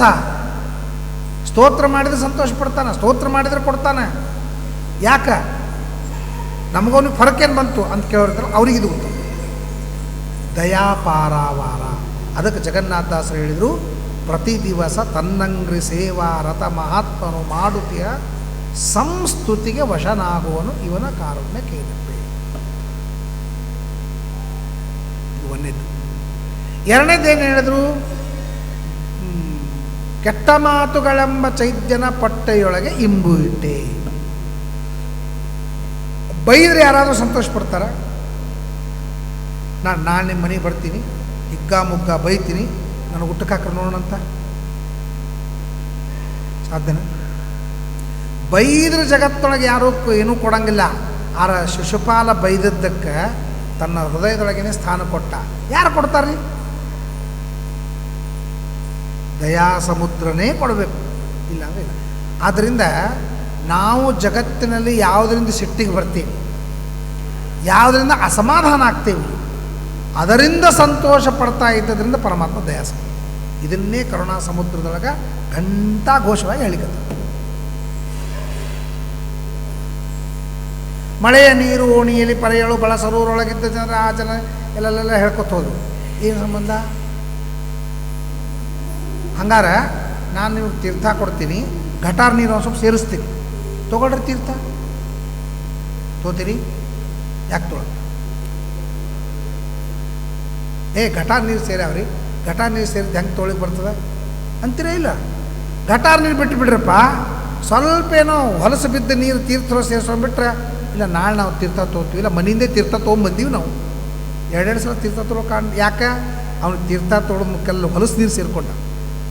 ಒಂದು ಹೊಲಸು ನೀರು ಸೇರಿಕೊಂಡದ್ದನ್ನು ನೀವು ಸ್ವೀಕಾರ ಮಾಡಲಿಕ್ಕೆ ಒಲ್ಲ ಅಂತಂತಿದ್ರೆ, ನಿಮ್ಮ ಹೊಲಸು ಮಾತು ಪರಮಾತ್ಮನ ಸ್ತೋತ್ರದವ್ರು ಸೇರಿಕೊಂಡಿದ್ದರಿಂದ ಅವನು ಪರಮಾತ್ಮ ಸ್ವೀಕಾರ ಮಾಡ್ತಾನಮ್ಮ, ನಮ್ಮಂಗೆ ತಿರಸ್ಕಾರ ಮಾಡೋದಿಲ್ಲ. ಅದನ್ನೇ ಕೆಟ್ಟ ಮಾತುಗಳೆಂಬ ಚೈತ್ಯನ ಪಟ್ಟೆಯೊಳಗೆ ಇಂಬು ಇಟ್ಟ. ಮಳೆಯ ನೀರು ಓಣಿಯಲ್ಲಿ ಪರೆಯಳು ಬಳಸರೊಳಗೆ ಎಲ್ಲ ಮಾತುಗಳನ್ನ ಹೇಳಿ. ಎಲ್ಲ ಮಾತುಗಳ ಅರ್ಥ ಏನು ಅಂತಂದ್ರೆ, ಯಾವುದು ನಾವು ಜಗತ್ತೊಳಗೆ ಸಿಟ್ಟಿಗೆ ಬರ್ತೀವಿ ಅಲ್ಲಿ ಸಂತೋಷದಿಂದ ಕೊಡ್ತಾನೆ. ನಾವೇನು ಅಪೇಕ್ಷೆ ಮಾಡ್ತೀವಿ ಗೊತ್ತದೆ? ಒಬ್ಬರು ಚಾತುರ್ಮಾಸದಾಗ ಹೇಳಿದರು, ಸಮಗ್ರ ಚಾತುರ್ಮಾಸದ ಖರ್ಚು ನಾನೇ ನೋಡ್ಕೊಂಡಿದ್ದೆ, ಕೊಟ್ಟದ್ದು 50,000 ರೂಪಾಯಿ. ಯಾಕೆ? ನಮಗೆ ಏನು ಮಾಡಿ ಅದಕ್ಕಿಂತ ಹೆಚ್ಚು ಬೇಕು ಅಂತಂತೀವಿ. ಪರಮಾತ್ಮಂದು ಏನದಾದ್ರೂ ಒಂದು ಹಣಿಸತಕ್ಕೆ ನೀವು ಮಾಡ್ಲಿಕ್ಕೆ ತಯಾರಿಲ್ಲ, ಆದರೂ ಸಂತೋಷ ಪಡ್ತಾನಲ್ಲ. ಇದಕ್ಕೇನು ದಯಾ ಸಮುದ್ರ, ದಯಾ ಸಮುದ್ರ. ಇನ್ನೊಂದು ನೋಡ್ರಿ, ಈಗ ನಿಮ್ಮ ಕಾಯ್ದೆ ಕಾನೂನು ಪ್ರಕಾರ ನೀವು ಬಂದ್ರಿ ನನ್ನ ಹತ್ರ, ಬಂದುಕೊಂಡು ನನ್ನ ಹತ್ರ ಇಲ್ಲಪ್ಪ ವ್ಯಾಕ್ಸಿನ್ ಇಲ್ಲ ನನ್ನ ಹತ್ರ, ಏನು ಮಾಡ್ತೀನಿ? ಅಲ್ರಿ ನೀವು 28 ದಿವ್ಸಕ್ಕೆ ಬಂದ್ರೆ ಕೊಡ್ತೀವಿ ಅಂತ ಅಂದಿದ್ರು, ಇಲ್ಲ 45 ದಿವ್ಸಕ್ಕೆ ಬಂದ್ರೆ ಕೊಡ್ತೀನಿ ಅಂತಂದು. ಹೌದ್ರಿ ಕೊಡ್ತೀವಿ ಅಂತ ಅಂದಿದ್ದೇವೆ, ನಮ್ಮ ಹತ್ರ ಇಲ್ಲ. ಅಲ್ಲ ಹೆಂಗೆ ಕೊಡಂಗೆ ನೀವು ಹೇಳಿರಲಿಲ್ಲ. ನಾನೇ ಗೌರ್ಮೆಂಟು ಕೊಡ್ತೀನಿ ಅಂದ್ರೆ ಕೊಡ್ತೀನಿ, ಇಲ್ಲ ಅಂದ್ರೆ ಇಲ್ಲ. ಹಬ್ಬ ಬಾಲ ಬಿಚ್ಚುವಂಗಿಲ್ಲ ನೀನು. ನಾ 80 ದಿವಸಕ್ಕೆ ಬಂದು ತಗೋಬೇಕು ನೀನು. ಯಾಕೆ? ಸರ್ವಾಧಿಕಾರ ನಂದದ. ಸರ್ಕಾರ ಆಗಿದೆ ನೋಡ್ರಿ, ಅದು ಸಂಸ್ಕೃತದ ಸರ್ವಕಾರ ಅಂತದೇ ಸರ್ಕಾರ ಅಂತಾಗೆ. ನಾನು ಸರ್ವಕಾರ, ಎಲ್ಲ ನನ್ನ ಕೈಯಾಗದ. ಹೂ ಆರ್ ಇವು, ನೀ ಯಾವ ಕೇಳೋ ನನಗೆ ಅಂತಂತೀವ? ಇಲ್ಲ. ಹಂಗೆ ಶ್ರವಣ ಮನನ ಧ್ಯಾನ ಅಪರೋಕ್ಷ ಜ್ಞಾನ ಎಲ್ಲ ಏನೇನು ಮಾಡಬೇಕು, ಒಂದು ಅನಂತ ಜನ್ಮದ ಸಾಧನ ಮಾಡಿಕೊಂಡು ದೇವರ ಹತ್ರ ಹೋಗಿ ನನಗೆ ಮೋಕ್ಷ ಕೊಡಪ್ಪ, ಯಾಕೆ ಕೊಡ್ಬೇಕು? ಅಲ್ಲ, ನಾ ಅನಂತ ಜನ್ಮದ್ದೆಲ್ಲ ಸಾಧನ ಮಾಡಿ ಮಾಡ್ಕೋ ಕೊಡ್ಲಿಕ್ಕೆ ಆಗಲ್ಲಪ್ಪ ನನಗೆ. ನೋಡಿ, ನಮ್ಮ ನೀವು ಕೊಡದೇ ಇದ್ರೆ ಏನು ಮಾಡ್ತಿ? ಏನು ಮಾಡವ ನೀವು? ಯಾರ ಮುಂದೆ ಹೇಳಮ್ಮ? ಸರ್ವಕಾರ ನಾನು ಸರ್ಕಾರ, ಇಡೀ ಗೌರ್ಮೆಂಟ್ ನಂದದ ಅಂತ ಎಂದಾದರೂ ಪರಮಾತ್ಮ ಒಬ್ಬರಿಗಾದರೂ ಹೇಳ್ಯಾನೇನು? ಇದೇ ದಯಾ ಸಮುದ್ರ. ಪರಮಾತ್ಮ ದಯಾ ಸಮುದ್ರ ಅಂತಲಿಕ್ಕೆ ಭಾಳ ಚಂದ ಹೇಳ್ಯಾರ. ಎಲ್ಲನೂ ವರ್ಣನೆ ಮಾಡಲಿಕ್ಕೆ ಬರಂಗಿಲ್ಲ, ಒಂದು ಸುಳಾದಿಲ್ಲೇ ಉಳಿದು ಬಿಡ್ತದೆ. ಆದ್ರೆ ತಾತ್ಪರ್ಯ ನಿಮಗೆ ಹೇಳಿತ್ತು, ಎಲ್ಲಿ ನಾವು ತಪ್ಪಿದೇವಿ ಅಲ್ಲಿ ಸರಳವಾಗಿ ಸ್ವೀಕಾರ ಮಾಡ್ಕೊಂಡು ಕೊಡ್ತಾರೆ, ಅದೇ ದಯಾ ಸಮುದ್ರ ಅಂತ ಪರಮಾತ್ಮ. ಅದಕ್ಕೆ ದಯಾ ಪಾರಾವಾರ, ಪಾರಾವಾರ ಅಂದ್ರೆ ಸಮುದ್ರ, ದಯಾ ಪಾರಾವಾರ ಅಂದ್ರೆ ದಯಾ ಸಮುದ್ರ. ವೀರಸಿಂಹನೇ ನಾರಸಿಂಹನೇ ದಯಾ ಪಾರಾವಾರನೇ ಅಂತ ಹೇಳಿ ಭಯ ನಿವಾರಣ. ಭಯ ಅಂದರೆ ಸಂಸಾರ. ತಸ್ಮಾತ್ ಭಾರತ ಸರ್ವಾತ್ಮ ಭಗವಾನ್ ಹರಿರೀಶ್ವರ ಶ್ರೋತವ್ಯ ಕೀರ್ತಿತವ್ಯಶ್ಚ ಸ್ಮರ್ತವ್ಯಶ್ಚ ಇಚ್ಛತಾ ಅಭಯಂ. ನಾವು ಹನುಮಂದೇವರ ಹಾಡಾಡು ಮುಂದೆ ಹಾಡ್ತೀವಿ, ಅಂಜಿ ಕಿನ್ಯಾತ ಕೈಯ ಸಜ್ಜನರಿಗೆ. ಮತ್ತು ಎಲ್ಲ ಒಂದೇ ಅಲ್ಲ, ಮತ್ತು ಅಂಜಿಕೆ ಇನ್ಯಾತ ಕೈಯ ಸಜ್ಜನ ಭಯವೂ ಇನ್ಯಾತ ಕೈಯ ಅಂತದೆ. ಮತ್ತು ಅಂಜಿಕೆ ಭಯ ಎಲ್ಲ ಒಂದೇನು ಅಲ್ಲ, ಅಲ್ಲಲ್ಲ. ಅಂಜಿಕೆ ಅಂತಂದರೆ ಹಾವುದ ಅಂಜಿಕೆ, ರೋಗ ಬರ್ತದಂತ ಅಂಜಿಕೆ, ದಾರಿದ್ರ್ಯ ಬರ್ತದಂತ ಇವೆಲ್ಲ ಅಂಜಿಕೆಗಳು. ಭಯ ಅಂದರೆ ಸಂಸಾರ. ಅದಕ್ಕೆ ನನಗೆ ಇಲ್ಲಿ ಜೀವನದೊಳಗಿದ್ದಾಗ ಎಲ್ಲ ಅಂಜಿಕೆಗಳನ್ನು ಪರಿಹಾರ ಮಾಡು, ಕೊನೆಗೆ ಭಯವನ್ನು ಸಂಸಾರವನ್ನು ನಿವಾರಣೆ ಮಾಡು. ಯಾಕೆ? ಪರಮಾತ್ಮನ ಆಜ್ಞೆಯಿಂದ ವಾಯುದೇವರು ಮೋಕ್ಷವನ್ನು ಕೊಡ್ತಾರಂತ ಯಾರು ಶ್ರೀಮದಾಚಾರ್ಯರು. ಪರಮಾತ್ಮನ ಆಜ್ಞೆಯಿಂದ ವಾಯುದೇವರಿಗೆ ಮಾತ್ರ ಮೋಕ್ಷವನ್ನು ಕೊಡತಕ್ಕಂಥ ಅಧಿಕಾರವಿದೆ. ಅದನ್ನು ವಾಯುದೇವರಿಗೆ ಕೇಳಿಕತ್ತಾರ, ಅಂಜಿಕೆ ಇನ್ಯಾತ ಕೈಯ, ಭಯವೂ ಇನ್ಯಾತ ಕೈಯ. ನಾನು ಇರುವ ತನಕ ನನಗೆ ಅಂಜಿಕಿಲ್ಲ, ಇದು ಮುಗಿದ ಮೇಲೆ ನನ್ನ ಭಯ ಇಲ್ಲ, ಸಂಸಾರ ಇಲ್ಲ. ಯಾಕಂದರೆ ನಾನು ವಾಯುದೇವರು ನಂಬೀನಿ. ಪವನ ಮತ ನಗರವನಾನೆಂತಂದವನಿಯೊಳಗೆ ಸತ್ಕವಿ ಜನರ. ನಮ್ಮ ಗುರುಗಳು ಶ್ರೀಮದ್ ಆಚಾರ್ಯರು, ನಮ್ಮ ಗುರುಗಳು ವಾಯುದೇವರು. ಅಂದಮೇಲೆ ಅಂಜಿಕೆ ಇನ್ಯಾತಕಯ್ಯ, ಭಯವೂ ಇನ್ಯಾತಕಯ್ಯ. ನಮ್ಮ ಪ್ರಾರಬ್ಧ ಕರ್ಮಾನುಸಾರವಾಗಿ ಅಪರೋಕ್ಷ ಜ್ಞಾನದ ತನಕ ನಾವೇನು ಇರ್ತೀವಿ, ಇರುವ ತನಕ ನಮಗೇನೂ ಅಂಜಿಕಿಲ್ಲ. ಅಂತತೋಗತ್ವ ಭಯ ಯಾಕೆ? ಭಯನೂ ಇಲ್ಲ. ಆದ್ದರಿಂದ ಭಯ ನಿವಾರಣ. ಭಯ ಅಂದರೆ ಸಂಸಾರ, ಅದನ್ನು ನಿವಾರಣೆ ಮಾಡ್ತಾರೆ ನರಸಿಂಹದೇವರು. ಅದರ ವಿವರಣೆ ಇದೆ, ಭಯ ನಿವಾರಣ. ಈಗ ಏನು ಬರ್ತದೆ ಅಂತಂದರೆ, ನರಸಿಂಹದೇವರು ಖಡ್ಗವನ್ನು ತೆಗೆದುಕೊಂಡು ಲಿಂಗದೇಹವನ್ನು ಮಾಡ್ತಾರೆ. ನಾವು ಬ್ರಹ್ಮದೇವರ ಜೊತೆಗೆ ಹೋಗ್ತೀವಿ, ವಿರಜಾ ನದಿ ಸ್ನಾನ ಮಾಡ್ತೀವಿ. ವಿರಜಾ ನದಿ ಸ್ನಾನ ಮಾಡಿದ ಕೂಡಲೇ ನಮ್ಮ ಲಿಂಗದೇಹ ತೇಲಿಕ್ಕೆ ಶುರು ಆಗುತ್ತೆ. ಹೆಂಗೆ ಧ್ವನಿ ತೆಲ್ಕೋತ್ ನದಿಯೊಳಗೆ ಹೆಂಗೆ ಹೋಗ್ತಾವೆ, ಹಂಗೆ ಎಷ್ಟು ಜನ ಮುಳುಗಿರ್ತಾರೆ ಅವ್ರದ್ದೆಲ್ಲ ಲಿಂಗದೇಹ ತೇಲ್ಕೋತ್ ಹೋಗ್ತಾವೆ. ಅದನ್ನು ನರಸಿಂಹದೇವರು ತಗೊಂಡು ಖಡ್ಗದಿಂದ ಚೂರು ಮಾಡಬೇಕು. ಸಂಸಾರ ಎದರಿಂದ ಬಂತು ನಮಗೆ? ಲಿಂಗದೇಹ. ಬೀಜ ಇರುವ ತನಕ ಗಿಡ ಬೆಳೀತು, ಮತ್ತು ಬೀಜ ಬಿತ್ತು, ಗಿಡ ಬಂತು, ಮತ್ತು ಬೀಜ ಬಂತು, ಗಿಡ ಬಂತು, ಮತ್ತು ಬೀಜ.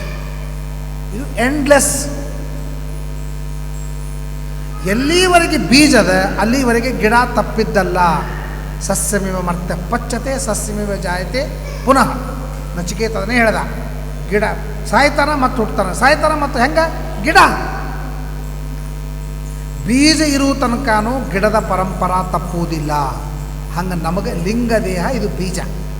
ಲಿಂಗದೇಹ ಇರುವ ತನಕನೂ ಈ ದೇಹಗಳು ತ್ರಿದಿವ ನಿರಜ ಭೂ ಗೋಚರ ನಿತ್ಯಬದ್ಧ ತಪ್ಪಂಗಿಲ್ಲ. ಯಾವಾಗ ಬೀಜ ಹಾಳಾಗ್ತದೆ, ಬೀಜ ಸುಟ್ಟೋಗದು ಬಿಡ್ತೀವಿ. ಬೀಜ ಸುಡಬೇಕು. ಬೀಜ ಸುಟ್ರಿ ಅಂತಂದ್ರೆ ಮುಗಿದೆ, ಆ ಬೀಜದಿಂದ ಗಿಡ ಹುಟ್ಟಂಗಿಲ್ಲ. ಹಂಗೆ ಪರಮಾತ್ಮನ ಅಪರೋಕ್ಷ ಜ್ಞಾನವೆಂಬ ಅಗ್ನಿಯಿಂದ ಪರಮಾತ್ಮನ ಅಪರೋಕ್ಷ ಜ್ಞಾನವೆಂಬ ಅಗ್ನಿಯಿಂದ ಲಿಂಗದೇಹ ಸುಟ್ಟು, ಅದಕ್ಕೆ ದಗ್ಧ ಪಟಾಯಮಾನ ಅಂತ. ದಗ್ಧ ಪಟಾಯಮಾನ.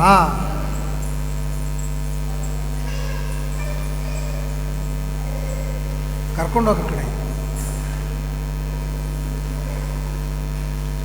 ದಗ್ಧ ಪಟಾಯಮಾನ ಅಂತ. ಹೆಂಗೆ ಅಗ್ನಿಯಿಂದ ಬೀಜ ಸುಟ್ಟು ಅಂತಂದ್ರೆ ಮುಂದೆ ಗಿಡ ಹುಟ್ಟಂಗೆ ಇಲ್ಲ. ಹಂಗೆ ಅಪರೋಕ್ಷ ಜ್ಞಾನದಿಂದ ಲಿಂಗದೇಹ ಸುಟ್ಟು ಭಸ್ಮ ಆಯಿತು ಅಂತ ಮುಂದೆ ಗಿಡ ಹುಟ್ಟು. ಎಷ್ಟು ಪ್ರಾರಬ್ಧಕರ ಅಂತ ಅಷ್ಟು. ಹಂಗೆ ಬೀಜ ಇರುವ ತನಕ ಹೆಂಗೆ ಗಿಡದ ಪರಂಪರಾ ತಪ್ಪಿದ್ದಲ್ಲೋ ಆ ರೀತಿಯಾಗಿ ನಮ್ಮ ಶರೀರಗಳು ಸ್ಥೂಲ ಶರೀರ ತಪ್ಪಿದ್ದಲ್ಲ. ಆ ಮೂಲ ಲಿಂಗ ದೇಹವನ್ನೇ ಖಡ್ಗದಿಂದ ನಾಶ ಮಾಡ್ತಾರೆ ನರಸಿಂಹದೇವರು. ಆದ್ದರಿಂದ ಭಯ ಎದರಿಂದ ಬಂತು? ಲಿಂಗ ದೇಹದಿಂದ ಬಂತು. ಈ ಸಂಸಾರ ಭಯ ಅಂದರೆ, ಸಂಸಾರ ಅಂದರೆ ಏನು? ದೇಹ ಬರೋದು, ಈ ದೇಹ ಆ ದೇಹ ಆ ದೇಹ ಈ ದೇಹ ಇವೆಲ್ಲ ಇದೇ ಸಂಸಾರ. ಈ ದೇಹ ಬರೋದು ಎಲ್ಲಿ? ಯಾವಾಗ? ಲಿಂಗದೇಹ. ಆ ಲಿಂಗ ಮೂಲ ಬಡ್ಡಿನೇ ಕಿತ್ತದ ಅಂತಂದ್ರೆ ಆದ್ದರಿಂದ ಭಯ ನಿವಾರಣ, ಸಂಸಾರವನ್ನು ಪರಿಹಾರ ಮಾಡ್ತಾರೆ. ಆದ್ದರಿಂದ ನರಸಿಂಹದೇವರಿಗೆ ಭಯ ನಿವಾರಣ ಅಂತಂತಾರೆ. ಭಯವನ್ನು ಪರಿಹಾರ ಮಾಡ್ತಾರೆ ನರಸಿಂಹದೇವರು. ಭಯವನ್ನು ನರಸಿಂಹದೇವರು ಪರಿಹಾರ ಮಾಡ್ತಾರೆ. ಅದಕ್ಕೆ ಪ್ರಹ್ಲಾದರಾಜರು ಏನಂದರು? ಯಾಕೆ ಸಿಟ್ಟಿಗೆ ಬಂದಿದ್ದಿ? ಯಾರಿಗೆ ಅಂಜಿಸ್ಲಿಕ್ಕತ್ತಿ ನೀನು? ಅಂಜವರೆಲ್ಲ ಸತ್ತು ಹೋಗ್ಯಾರ, ಇದ್ದವ್ರು ಯಾರು ಅಂಜವರಲ್ಲ ನಿನಗೆ. ಬ್ರಹ್ಮಾದಿ ದೇವತೆಗಳಿದ್ದಾರೆ, ಅವ್ರಿಗೇನು ಅಂಜಿಸ್ತಿ? ಅವ್ರು ಯಾರೂ ಅಂಜವರಲ್ಲ. ನಾನು ಅಂಜ್ತೀನಿ ಅಂತ ತಿಳ್ಕೊಂಡಿದ್ದೆ, ನಾನು ಅಂಜಂಗಿಲ್ಲ.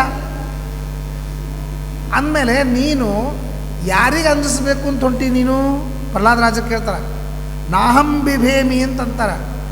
ನಿನ್ನ ಈ ಉಗ್ರ ರೂಪ, ನಿನ್ನ ಈ ಗುರು ಶಬ್ದ ಇವೆಲ್ಲ ಮಾಡಿ ಅಂಜಿಸ್ಲಿಕ್ಕೆ ಮಾಡ್ಲಿಕ್ಕೆ ಹೋದ್ರು ನಾವು ಯಾರೂ ಅಂಜಂಗಿಲ್ಲ. ಬ್ರಹ್ಮ ದೇವತೆಗಳನ್ನು ನಾವು ಅಂಜಂಗಿಲ್ಲ. ಭೀತಿಗೊಂಬುವನಲ್ಲ ಭಯ ನಿವಾರಣ ನೀನೇ. ಭೀತಿಗೊಂಬುವನಲ್ಲ ಭಯ ನಿವಾರಣ ನೀನೇ. ನಾನು ಅಂಜಂಗಿಲ್ಲ. ಯಾಕೆ ಅಂಜಂಗಿಲ್ಲ? ನೀನು ಭಯ ನಿವಾರಣ ಅಂತ ನನಗೆ ಗೊತ್ತದ, ಆದರೆ ನಾನು ಅಂಜಂಗಿಲ್ಲ. ಭೀತಿಗೊಂಬುವನಲ್ಲ ಭಯ ನಿವಾರಣ ನೀನೇ. ಜಗನ್ನಾಥ ವಿಠಲನೆ ಜಯಪ್ರದನೆ ಜಗದೀಶ ನಿನ್ನ ಚಿತ್ತದನುಸಾರ ಮಾಡು ದೇವ. ಆದ್ದರಿಂದ ಪರಮಾತ್ಮನೇ ಭಯ ನಿವಾರಣ, ಭಯಕೃತ್ ಭಯನಾಶನ ಅಂತ ವಿಷ್ಣು ಸಹಸ್ರನಾಮದವರೆಗೂ ಹೇಳ್ತಾರೆ. ಭಯಕೃತ್ ಭಯನಾಶ, ಭಯವನ್ನು ತರ್ತಾನ, ನಾಶ. ಎಷ್ಟು ಚಂದ ದೃಷ್ಟಾಂತ ಕೊಡ್ತಾರೆ ಗೊತ್ತದ? ಕೂಸಿನ ತಾಯಿ ಬಿಡ್ತಾಳೆ ಹಿಂಗೆ ಹಾಲು, ತಾನು ಅಲ್ಲಿ ಅಡ್ಕೋತಾಳೆ. ಏನು ಮಾಡ್ತಾನೆ ನನ್ನ ಕೂಸು ನೋಡೋಣ, ಅಡ್ಕೋತಾಳೆ. ಅಡ್ಕೊಂಡಾಗ ಆ ಕೂಸು ಆ ಕಡೆ ಈ ಕಡೆ ನೋಡ್ತಾರೆ, ತಮ್ಮ ತಾಯಿ ಇರಂಗಿಲ್ಲ. ತಾಯಿ ಇರಂಗಿಲ್ಲ ಅಂತ ಹೇಳ್ಕೊಂಡು ಅಂಜಲಿಕ್ಕೆ ಶುರು ಮಾಡ್ತಾರೆ. ಆಟ ಆಡೋ ಕೂಸ ಅಂಜಲಿಕ್ಕೆ ಶುರು ಮಾಡಿ ಅಳ್ಳಿಕ್ಕೆ ಶುರು ಮಾಡ್ತಾರೆ. ಅಂಜಲಿಕ್ಕೆ ಶುರು ಮಾಡ್ತು ಅಂತಂದ್ರೆ ಆಗಿಂದಾಗ ತಾಯಿ ತಡ್ಕೊಳಕ್ಕಾಗಿಲ್ಲ, ಓಡಿ ಬರ್ತಾಳೆ. ಓಡಿ ಬಂದು ಗಟ್ಟಿಯಾಗಿ ಅಪ್ಕೋತಾಳೆ. ಅದು ಕೂಸು ಅಂಜುದು ತಪ್ಪಿಸ್. ಹಂಗೆ ನಮಗೆ ಭಕ್ತರಿಗೆ ಪ್ರಾರಬ್ಧ ಕರ್ಮಾನುಸಾರವಾಗಿ ಭಯವನ್ನು ಕೊಟ್ಟಾಗ ನಾವು ಕಷ್ಟಪಡೋದನ್ನು ನಿನಗೆ ತಡ್ಕೊಳ್ಳಿಕ್ಕಾಗಲಾರ್ದೇನೆ ತಕ್ಷಣ ಆ ಭಯವನ್ನು ಪರಿಹಾರ ಮಾಡ್ತೀವಿ. ಆದ್ದರಿಂದ ನಾನು ಯಾಕೆ ಅಂಜಬೇಕು? ಭೀತಿಗೊಂಬುವನಲ್ಲ ಭಯ ನಿವಾರಣ ನೀನೇ ಜಗನ್ನಾಥ ವಿಠಲ ಅಂತ ಜಗನ್ನಾಥದಾಸರು ಹೇಳ್ತಾರಲ್ಲ, ಆ ರೀತಿಯಾಗಿ ಭಯ ನಿವಾರಣ ಅಂತ ನರಸಿಂಹದೇವರು ಕರೀತಾರೆ. ವೀರಸಿಂಹನೇ ನಾರಸಿಂಹನೇ ದಯಾಪಾರ ವಾರಾನೇ ಭಯ ನಿವಾರಣ ಅಂತ ಇಷ್ಟು ಶಬ್ದಗಳನ್ನು ನಾವು ತಿಳ್ಕೊಂಡಿದ್ದೇವೆ. ಮುಂದೆ ನಿರ್ಗುಣ ಸಾರಿದ ಇತ್ಯಾದಿ ಮುಂದಿನ ಭಾಗವನ್ನು ಮತ್ತೆ ನಾಳೆ ಕೇಳೋಣ. ಶ್ರೀಕೃಷ್ಣಾರ್ಪಣ ಮಸ್ತು.